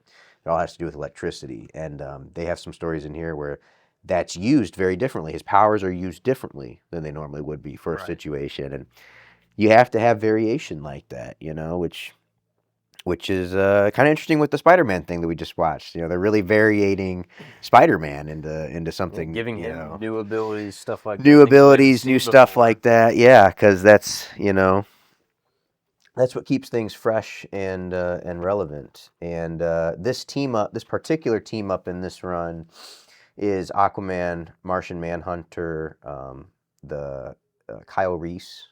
Right? Yeah. Kyle Reese, Green Lantern. No, Kyle Rayner. Kyle Rayner. It's Kyle Reese from Terminator. Yeah, that's... Yeah, no, okay, yep. And then, and then Batman, Wonder Woman, Flash, and Superman. So, you know, we've got a big 7 lineup, which is fantastic. I love this. I just love this art of them in here. Oh, it reminds me a lot in the SpongeBob episode when they become the superhero team, and they do that. They do the hero shot of them, and Patrick. Yeah, Patrick's like they do that. Yeah, just that like hero that. shot With like the strain in his neck, like Patrick has. Yeah, this is what it looks like. That's so funny. Absolutely. Yeah, so I mean, these stories in here are absolutely incredible, and I guess if I'm gonna pick at least one to talk about in here, it would be the story with I'm trying to remember what the exact title was. Under Lock and Key. Yeah. Yeah, was the main name of the story, and this villain, the Key. They've got a nice picture of him in the back here. Yeah, so dope, all the key rings and everything. Yeah, on he's him. yep, he's got all the keys, and basically, from what I remember, he experiments with psychochemicals and things like that, almost kind of like the Scarecrow, right? But he's more so about using them to enhance his own brain, and they explore that concept of how we only use like a certain percentage of our brain, and we're not using the whole thing, which I don't think is true. I think I heard that like we do use all our brain, we're just not using all of it at the same time or something. Right. But anyways, he says, he's basically inducing himself with these psychochemicals to unlock his brains, hence the name of the key. He's like unlocking doors, and eventually, like the previous story before that, the Justice League's doing a battle, and he's in a coma during all of that, where he's hooked up to all his fluids and stuff, and he's reaching his peak, whatever mental capabilities, and then he's able to infiltrate the Justice League HQ. And I don't think Martian Manhunter's present in that story. I don't know if he's supposed to be off-world or what. I don't even know if they address it. Sometimes they don't. Sometimes they just leave somebody out for the sake of the story. But Right, because Manhunter, if his telepathy powers and everything like that, yeah, and it would solve the problem. It would kind of it would kind of get in the way of the story. And anyways, the key is able to sedate all of the members of the League up there. And he has them in what I believe he calls like a flu dream, something kind of like that, where they're all in a coma, and he's administering his psychochemicals to them and everything. And let me see.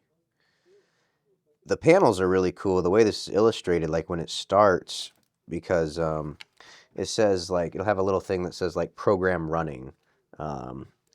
Throughout it. You don't know what that means right away as you're reading each little thing, and then you see them in their little like coma things. Yeah, in their sleep, and okay, so this is a program that's running and everything, and it's putting each of them in a different reality. So the first big one that's really, really cool.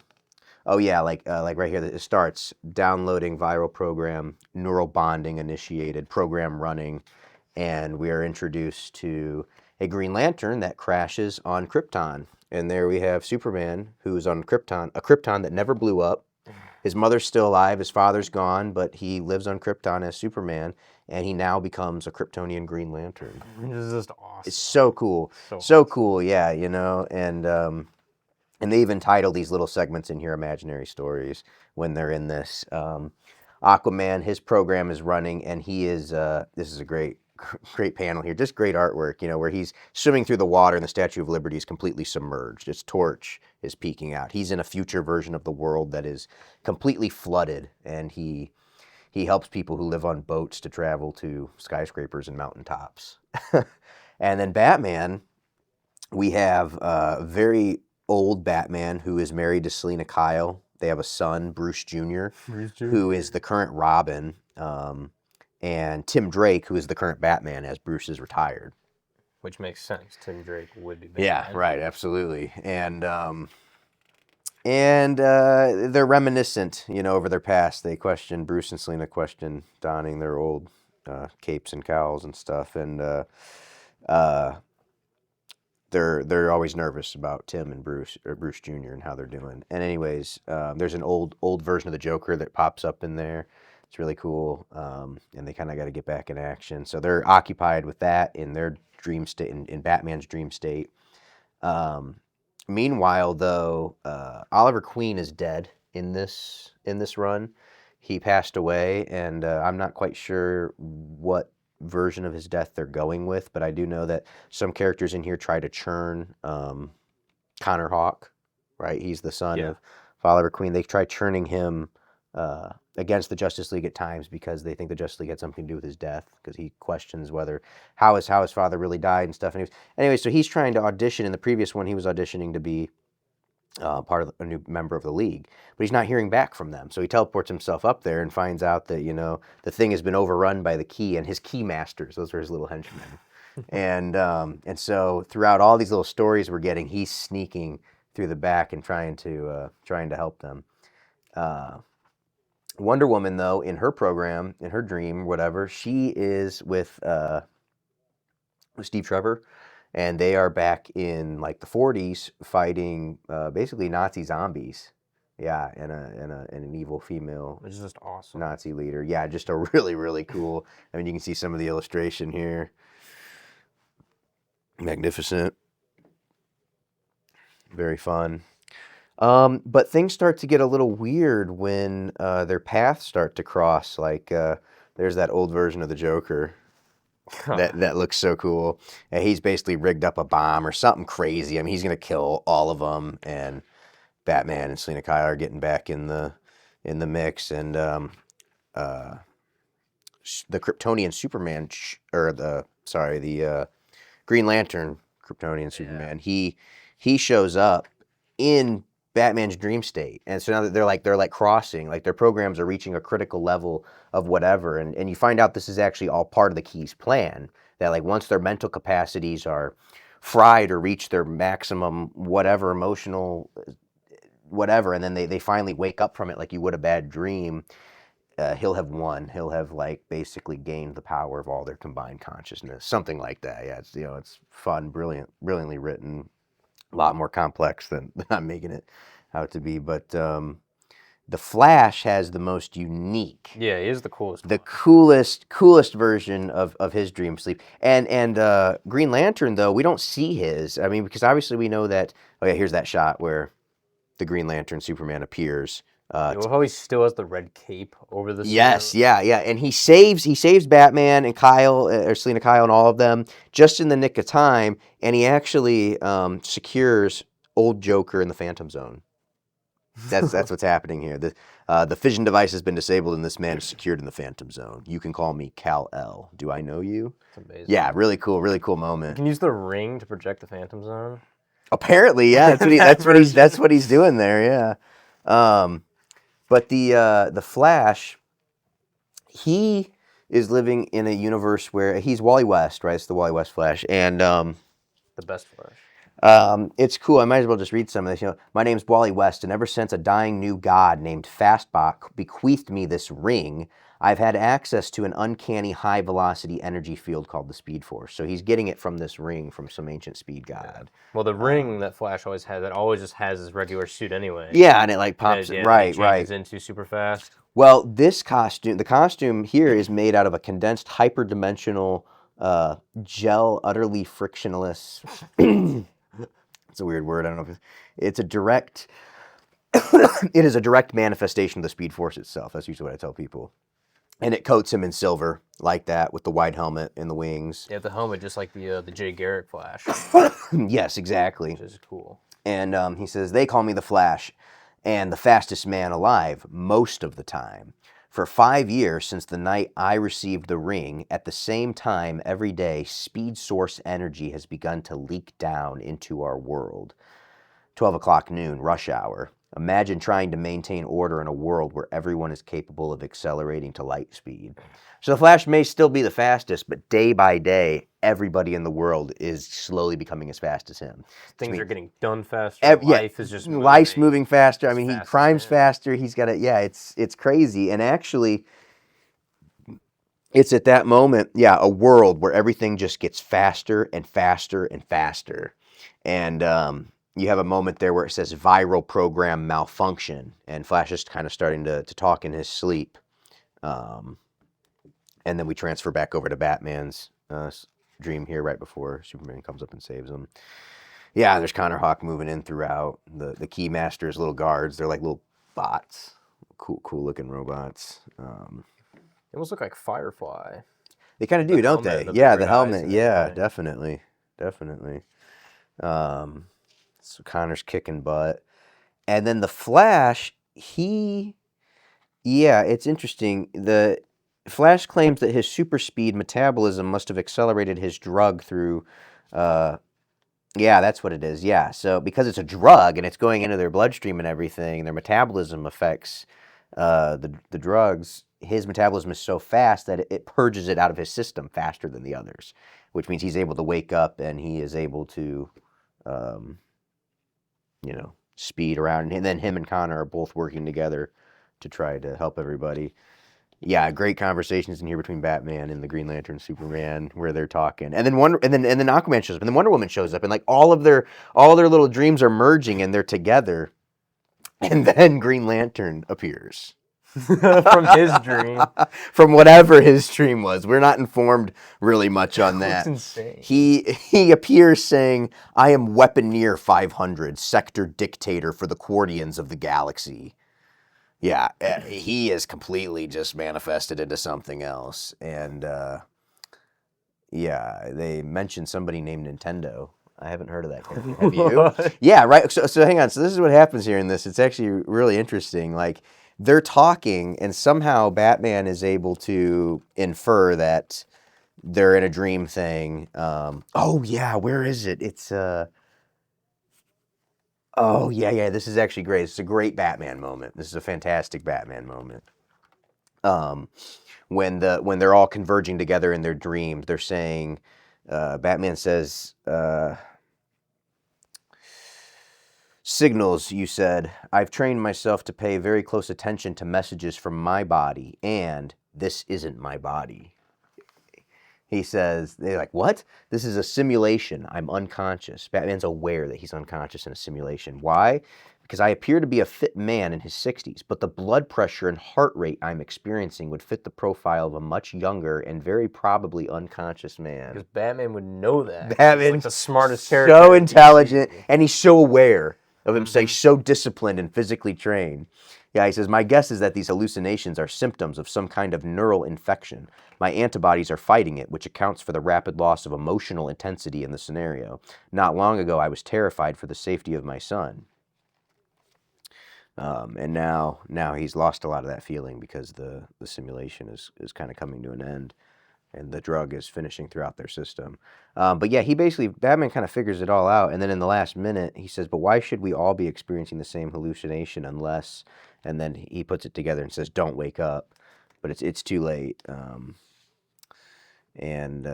Yeah, the Key is about to realize his entire everything, but it's actually kind of funny. Like, I mean, it's like all right there, and then Connor Hawk hits him with a glove arrow, and that's it. He knocks him out, and the next scene is them, doing a whole panel about whether he should be in. What's interesting though is that this next page is actually called Epilogue 2. Okay, and you read that for a couple pages here.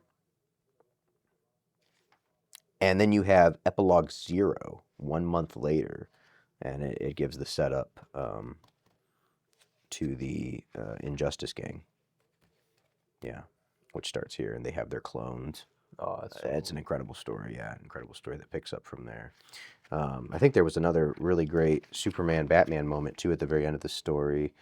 Oh, yeah, so this is Epilogue 2, right? Okay, sorry, it was right here. It was just on the next page. Epilogue 2, they're discussing stuff about Connor Hawk. He basically says, "Thank you, Batman. Good to be here." They said, "Welcome to the JLA." And then Epilogue 1 happens after. Okay. Meaning what we see here must have took place right before this scene. Okay, and why is that significant? Not sure. We have Superman here with the Key. They have him in a hospital. He says, "We were able to confine him in a perpetually branching fractal maze, a mind prison without doors. He'll never be able to you'll access. Never be able to unlock them and come out." Yeah, brilliant. He seems to be enjoying the mental stimulation, but this has to be a temporary measure. Meanwhile, the doctor says, "We understand the danger he poses, Superman. We'll do what we can." And then Superman goes to see Batman on top of a roof. "I don't like this, Bruce. Surely we can rehabilitate him. All he did was show us our own, whatever, fears, desires. He took us down like amateurs. He showed us we were still vulnerable." I saw Gotham in flames. Best forgotten, Superman. Do you need a ride back east? Already taken care of. Of course. Good night, Bruce. Boom. he flies off, and then Batman's just left saying, Clark. Yeah, I just love that. Just a little moment with the two of them, and yeah, brilliant story, right? Absolutely fantastic. And there were a lot of other great stories in here. Martian Manhunter, who is one of my all-time favorite DC characters that I cannot wait to see. I know James Gunn's confirmed he'll basically be in his universe somewhere. I don't know when we'll see him. He needs redemption after what they tried doing in the Zack Snyder movies, which I didn't even know was a thing, and then people started telling me. And yeah, he was just that character that appeared in all the movies. Yeah. And then he showed up in the Zack Snyder cut of the Justice League to Batman. He's like, "Yo, I'm here to help." Yeah. And so you decide to help now after Zod was destroying the city in Man of Steel? Right. And Lex was like manipulating everyone. Stood on the sidelines, yeah. Yeah, no, he's fantastic. And they have a great story in here. Great cover right there, too. Martian holding with a the pistol. gun. He's got a white beater on. Skull smoke behind. Yeah. And this story has a name. It's Hard Boiled Hangover. Unbelievable story where, I mean, you don't even really quite know it's him at first because he's in his human disguise. And it's basically a story of how Martian Manhunter comes to accept himself on Earth amongst the humans. I mean, he realizes he doesn't need to don this this facade of looking human, and trying to be human, because the story, something very tragic is unearthed in a small town type thing, something that humans do, and that's when he realizes he's a manhunter. He hunts men, because man is one of the most dangerous evils that there are. It's it is the most. So I always wondered why his name's ever Martian Manhunter. Yeah.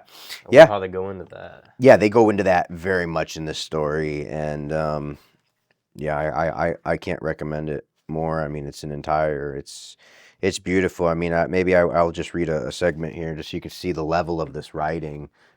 He's being burnt. They're trying to burn him alive in a little boat shack.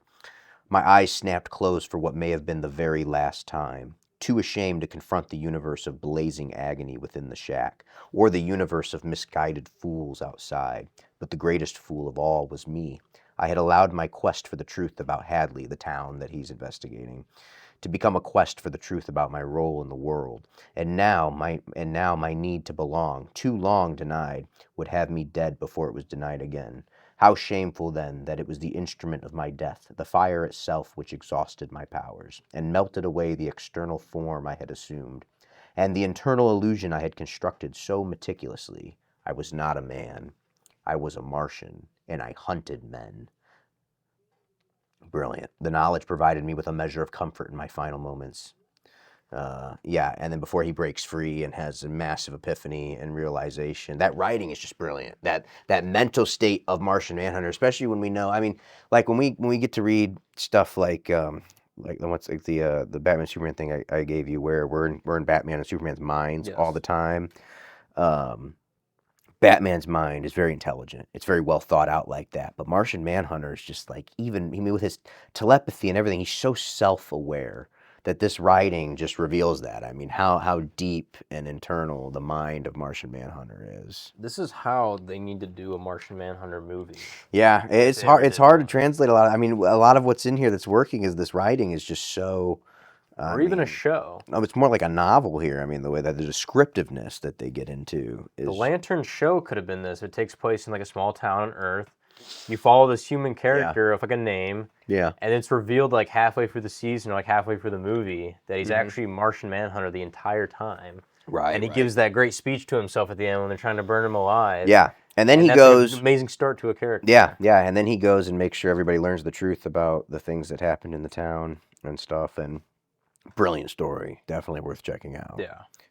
And the lockdown story that was in here too, probably the last one I'll talk about from this book, because I mentioned at the beginning how interesting it is in the JLA stuff, Batman's role, and this story involves two villains. I don't know their names. They're like brothers that experiment with telepathy and technology. There they are down in the corner. You can kind of see them. They're kind of goofy looking. But they've essentially, put a satellite or a beacon or whatever over the city that has the city limits. It covers it, and if any superpowered individuals or any kind of super powered force or mass amount of electricity or energy is used inside that force field, it will blow the whole city up like a nuke, basically. And they're demanding billions of dollars, something like that. Batman realizes that even if you with a heist like this or whatever, even if you pay them, they're going to blow everything up to cover their tracks. Batman knows better. He's smart. So he says, we got to go in there. And of course, Batman can because he has no power. Superman can't even go in there at all because he's like electric blue Superman. And I mean, just his presence in there is going to set the whole thing off. So Batman's got to go in, and he takes Connor Hawke, Green Arrow with him, Green Lantern, and the Flash. And of course, Connor Hawke doesn't have to worry about anything, but the Flash and the Green Lantern do. And they're so used to using their powers, they're all acting as Batman. They're traveling through the sewers. They're moving in the shadows. He's kind of teaching them how to be him. It's a lot of fun. And he's saving their butt quite a few times, too, from people, where they're all without their powers. Yeah, they're like helpless. Yeah, and one of the best parts is here where they're going up a skyscraper, and of course it's Batman. I mean, classic skyscraper, right, with the rope going up. The Adam West show. And they're on the side there, and even the Flash is talking about how he's like I'm always moving too fast when I run up the sides of buildings. I don't even realize I'm afraid of heights, and it's kind of funny. And he ends up slipping and he falls, and you've got this great panel here of Green Lantern with his ring. He's about to use it, and Flash is falling. He's like, "You'll set off the bomb. Let me go." And he's like, I can't just let you go. And they're all looking at him as he falls, and then Batman swings down. Got him. Says it's nothing, but next time, pay attention. Batman is just the best. Batman's just so great. And when they make it to the top, Batman's already figured out their entire telepath technology thing, and he's got a radio frequency that just destroys them and everything, and yada yada yada. The issue is, though, that even though he has stopped them, he demands them to turn off the bomb, and they can't. They say that it can't happen. It's basically already said it's going to go off no matter what. So Batman has Green Arrow shoot an arrow way out to the feet of where Superman's been waiting on the sidelines. It's his signal. And he says, finally. And the reporters are like, what's the deal with the arrow? And he takes off. Now, the way this is all illustrated in here, he is just whizzing past everybody. And we know that the second, he entered the city limits, however many miles that is, that thing is blowing up. They're all up on the roof, everybody, yeah. Batman and all. And Superman is so fast that he's able to get across the city to the explosion in its earliest form of exploding. His electromagnetic energy is said to, Superman's electromagnetic pulses are disrupting and dispersing the device's destructive field. He's able to contain it and carry the entire atomic blast into space, all in like the blink of an eye. Yeah, like a fraction of a second. And it's just so cool. Not to mention the I don't know if it's supposed to be because like they're all kind of being powerless and there's this thing over the city, but this is what the animation looks like in this story. It's almost drained of color, right? See that? How that looks? Really cool illustrations. And it's raining and it's all at night. And like the very last line, the hunt was over. The angry voices were silenced and the city was safe once more. At any moment, the sun would break through the clouds. The end. It's like a perfect ending. All just like episodes of a Justice League show. Yeah, they really... this conflict shows up, they figure out how to stop it, they do it. And that's the end of that. Yeah. Yeah, it's brilliant. They've got a really great gallery of artwork here in the end, too. It's really fun. But yeah, and like I said, I'm on book 2 now. And it's fantastic stuff. It really is. Fantastic reading. Great storytelling. Great artwork. Yeah, DC. This is why I love DC so much. Especially with Batman. Mm-hmm. So Batman's my favorite character. There's so many great moments. So I wish the movies would like do him true, all the way down to the roots, every aspect of the character. Yeah. He needs to have the Robin. Robin is essential at this point. Yep. If you have a Batman movie without Robin, like even the Matt Reeves Part 2, like I just want him to introduce a Robin so badly because he needs it. I was just reading because we talked about this at like lunch the other day. Yeah. Like all of why Robin's so important. Robin's and then I'm a very reading more important stories character. in here, and like Gordon even brings up like one of the most important reasons why Robin is needed. It's on page 96. Right here, he's talking to one of the other detectives, Bullock is his name, Mm-hmm. and he's talking about how like I think I figured it out. This new Robin, because he's on Jason Todd Robin. Dick's already grown up, Right. but the cops don't like know that yet. Gordon suspects that he just got a new Robin. The other one grew up, but like Bullock, he's believed that it's been the same Boy Wonder the entire time. But he's seen him up in person, so he's just like, how could he stay the same age after all these years? He's like, he has to have gotten a new Robin. Yeah. Right. Everything like that, and the whole idea of Batman having a Robin, taking a kid, putting him in dangerous situations like that, everyone's going to think he's crazy for that. Right. Just like child endangerment, pretty much. And that's kind of what he thinks here. Right, too. right. And like Gordon says here, like, I simply assumed the original Robin grew up and moved on. Batman was alone more and more often for a time there, and frankly, it worried me. I was relieved when he recruited this new lad. Having Robin at his side makes him somehow more human. Yeah. Yeah. Yeah, Robin, I mean, it really does. It's, and it's something like we said, too, the other day, I mean, the Robins, or at least the first two, anyways, from what I know, they're both orphans. They both become orphans. Exactly. The same way, in a very similar way Batman did. Same way Batman did. Yeah. And he doesn't, that's the worst thing in the world to him, no other young boy should have to go through the same thing Batman went through. Yep. And like we were talking about, the Dick Grayson story, how he's gonna go and he's gonna get revenge on the gangsters that sabotage the circus and everything, right away. But if he does, he's just gonna get some low-level mob man. He's never gonna get to the top. And Bruce is there. He's the only one in the audience after everybody flees. And he sees how sad Dick is. He just lost his parents, and he sees that kind of that anger in him, that Batman experience. And that's that thing that if it's not nurtured in a positive way, it's like we always said, like Batman has every making to become a villain.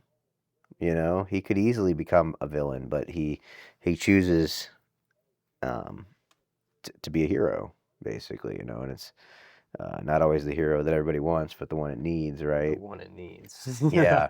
And so it's very poetic. And yeah, he needs he teaches Robin how to get to real justice. That right? He never had. So he could be better than him. Yeah, because that's what he wants. Yeah, and I mean, and when by the time he's Nightwing and he's older, he is better, and in a way, he's almost more emotionally mature than Batman, is after a while. But he definitely is. But and then I know there's just control issues with the Robins too and Batman, but it's just all that kind of parental love, looking out thing, and yeah, it's just great. Yeah, the whole Robin thing has not been explored well enough in film. There's only that one movie, Batman and Robin, made everything all campy and made Hollywood scared of the character. If they would just actually explore young Robin, start with any of them other than Damian. Just start with Dick, Jason, or Tim. Yeah, they could just go right into all those themes. Yeah, have the light that balances out Batman's dark. Right. Yeah, because that's what it is. That's how you make a great Batman story. Yep. It really is. Yeah, and because that's pre-crisis. Yes, this is pre-crisis. And the other books we read from DC Finest, the first ones they published were post-crisis, and they fleshed out the Jason Todd story for the first time. Yeah. Right, in like 86, 87. Because prior to that, it had all been basically just kind of presented as the Flying Todds instead of the Flying Graysons, and they just kind of adopted. They kind of just adopted a similar. It was a copy and paste kind of story. Changed his name, changed a little bit of his style, a little bit of his hair is a little different, and things like that. But Yeah, but everyone was like, yeah, he's just a clone of Robin. He's just a clone, Just yeah. bit Which is so different. interesting. It's just another one of those things we were talking about, the variations, how you Mhm. have to do that, but how the story about him comes later, comes after the fact. Yeah. It comes after Jason Todd already exists as a Robin. Then somebody says, hey, you know what? Let's go back and give this guy Give him a proper origin. a proper origin, which they do with that Crime Alley Night story and stealing of the tires, which is in the Ma Guns school. Fantastic story. I'd love to see something like that done in a movie. I'd like to see something done in a movie where Batman's already working with his Robin, like say it's Jason Todd, and then throughout the film, maybe something happens in the present tense, and then throughout the film, we slowly get the pieces of that origin of Jason Todd. Wouldn't that be cool? That's exactly how I plan to start my Batman mythos. With my Batman movie outline that I need to make one day. I start with Jason Todd Robin. Yeah. Them teaming up, classic Batman stuff, introduce some villains. You know, you get hints of his origin here and there like that. But I have it planned for the second movie, you know, continuing his arc. It's going to open with him, like, acquiring Jason. How did he get this Robin, you know, after Dick left and everything like that. Yeah, right. And you get the whole Robin thing. Well, and there's a whole bigger story there, too, with Batman and Dick Grayson's parting. Exactly. Yeah, like, it's not amicable at all. And I remember. I wish I should have brought that book so I could actually reference the exact panel and stuff, because I remember in the one issue, it's where they're fighting the Joker, and the Joker's in the Joe-copter, the Joe-copter, and they're on a rooftop and it's raining, and the Joker shoots Dick Grayson like through the leg and the arm or something like that. I think he gets shot like 2 or 3 times. Yeah. And he goes over the edge of the building, but he's okay. He's hanging there. And Batman gets him, and the Joker gets away in his helicopter, and then it says, "But the Joke-copter was not the only eye in the sky that night." And there's like a news cam helicopter in the night, and it's like this just in. It's like Batman, Robin, Joker rooftop fight. Did Robin just die? Question mark. Yeah, because they only see him go over the edge. They see him get shot and go over the edge. Yeah. And then Batman secretly takes him to Leslie. Leslie, yes. Yes. And oh god, that's what happens in that? He's the whole time Dick is getting treated, and he's like in a coma. Yes. And Batman's reflecting on what? Well, what was that? He's just like reflecting on, like, was this even right to put Robin? Right. Because like Leslie's even telling him like this, like, you know, you got this like young kid here. Like, how could you How could you put him in danger? How can you still be Batman? Because like, Leslie, in case you guys don't know, is a great character in the comics that you probably have never heard of, never seen in any Batman movie. She basically, you know, like along with Alfred, took in Bruce right after his parents died. And kind of like took care of him, you know, raised him up about it in his like earlier years. Then he went instead of Alfred for his teenage years, and then he left the country to go train and become Batman. But yeah, Leslie's a very important character and is one of the only characters that knows. Yeah, Batman and and I don't know if you just said that or not, but she's also a doctor that was friends with Thomas. Yeah, she's a doctor, good friends with the Wayne family. Yeah, she's a doctor that worked with Thomas at their hospital. Yes, yeah. She's a very important character. Very cool character, and yes, that whole time he's reflecting on everything as Robin's in the coma, and of course Robin ends up being okay and coming out of it. But then within the next story, Batman is basically telling him you have to go be your own, right? And the reason I said I wanted to look at this in here is because Batman has a smile on his face when he tells him this, and it's not written in any like negative way, but Dick takes it wrong. Yeah. And I think it's because he can't decide. He can't really tell if Batman wants him to give up everything he's done so far, or if he's just done with him, or whatever. Whatever the feeling is there, they go their separate ways for some time. When they finally reunite, they're quite salty towards each other. Yeah. But of course, while he is gone and stuff, he is joining the Teen Titans. Yeah, that's when he joins the Teen Titans, becomes his own leader. Yep, and ultimately becomes Nightwing. Yeah. And then, of course, that's when in that story run, eventually we start to get the Jason Todd story about how he meets him. And then once he has Jason Todd under his wing, Nightwing comes around. he's a little PO'd at Batman. He's like, "What? You've replaced me now too? I mean, first you told me to get lost, be my own person, and now you've replaced me. And I mean, do you even think that's smart?" And blah blah blah blah. And he's not really nice to Jason. But then the rest of that comic's so great because Nightwing's out patrolling, and he's trying to stop some crime ring thing. And when he's there up on the rooftop investigating, Jason Todd shows up too. Yeah. Jason Todd's out doing his own stuff. And Dick, it reminds Dick of himself, right? And they have that little bit conversation on the rooftop. Basically says, Bats, Bruce, he doesn't always get it, and sometimes he can seem rough or something. You may disagree. He's like, just know I'm always here to talk if you want to. And that's what Batman wanted from Dick. And Dick was all, nah, blah, blah, I can't believe you replaced me. But it's when they meet each other out there in doing what it is they do, And once again, that's another thing. That's another thing as to how he won Batman over, because he left Ma Gunn's school telling him it was all corrupt and phony, and Batman's like, and then Batman's going to stop that jewel heist, and it ends up being them, and Jason Todd's there trying to stop him, whether he knew Batman was going to be there or not. That's what impressed Batman, because he's like, well, somebody had to come and try to stop him. It's like, you do care about the right thing. And then Dick sees that too, and of course Dick sees him as himself, like I said, and that comic ends with a panel where Batman is up on a higher building than the two of them, and he says, "Thanks, Dick." For doing that, Dick becomes the older brother. He becomes the mentor that Batman knows that he needs. It's just brilliant story writing. Great character development, great relationships, just amazing stuff. Yeah, DC's the best. Yeah, it is. I haven't read any Marvel yet to really know. I'm sure there's great Marvel stories and great Marvel writing out there too. But yeah, I'm definitely hooked on DC at the moment. Yep. Seems like the time with all the new film and show stuff coming out. It's just a good time to be on board with DC. All right, well, I think that's enough for this episode. Yeah. It's enough comic talk. Pretty good. Yeah. I could talk about comics all day. So yeah, that'll be all for episode 3. Very cool. Of the Weapon X podcast. Very exciting.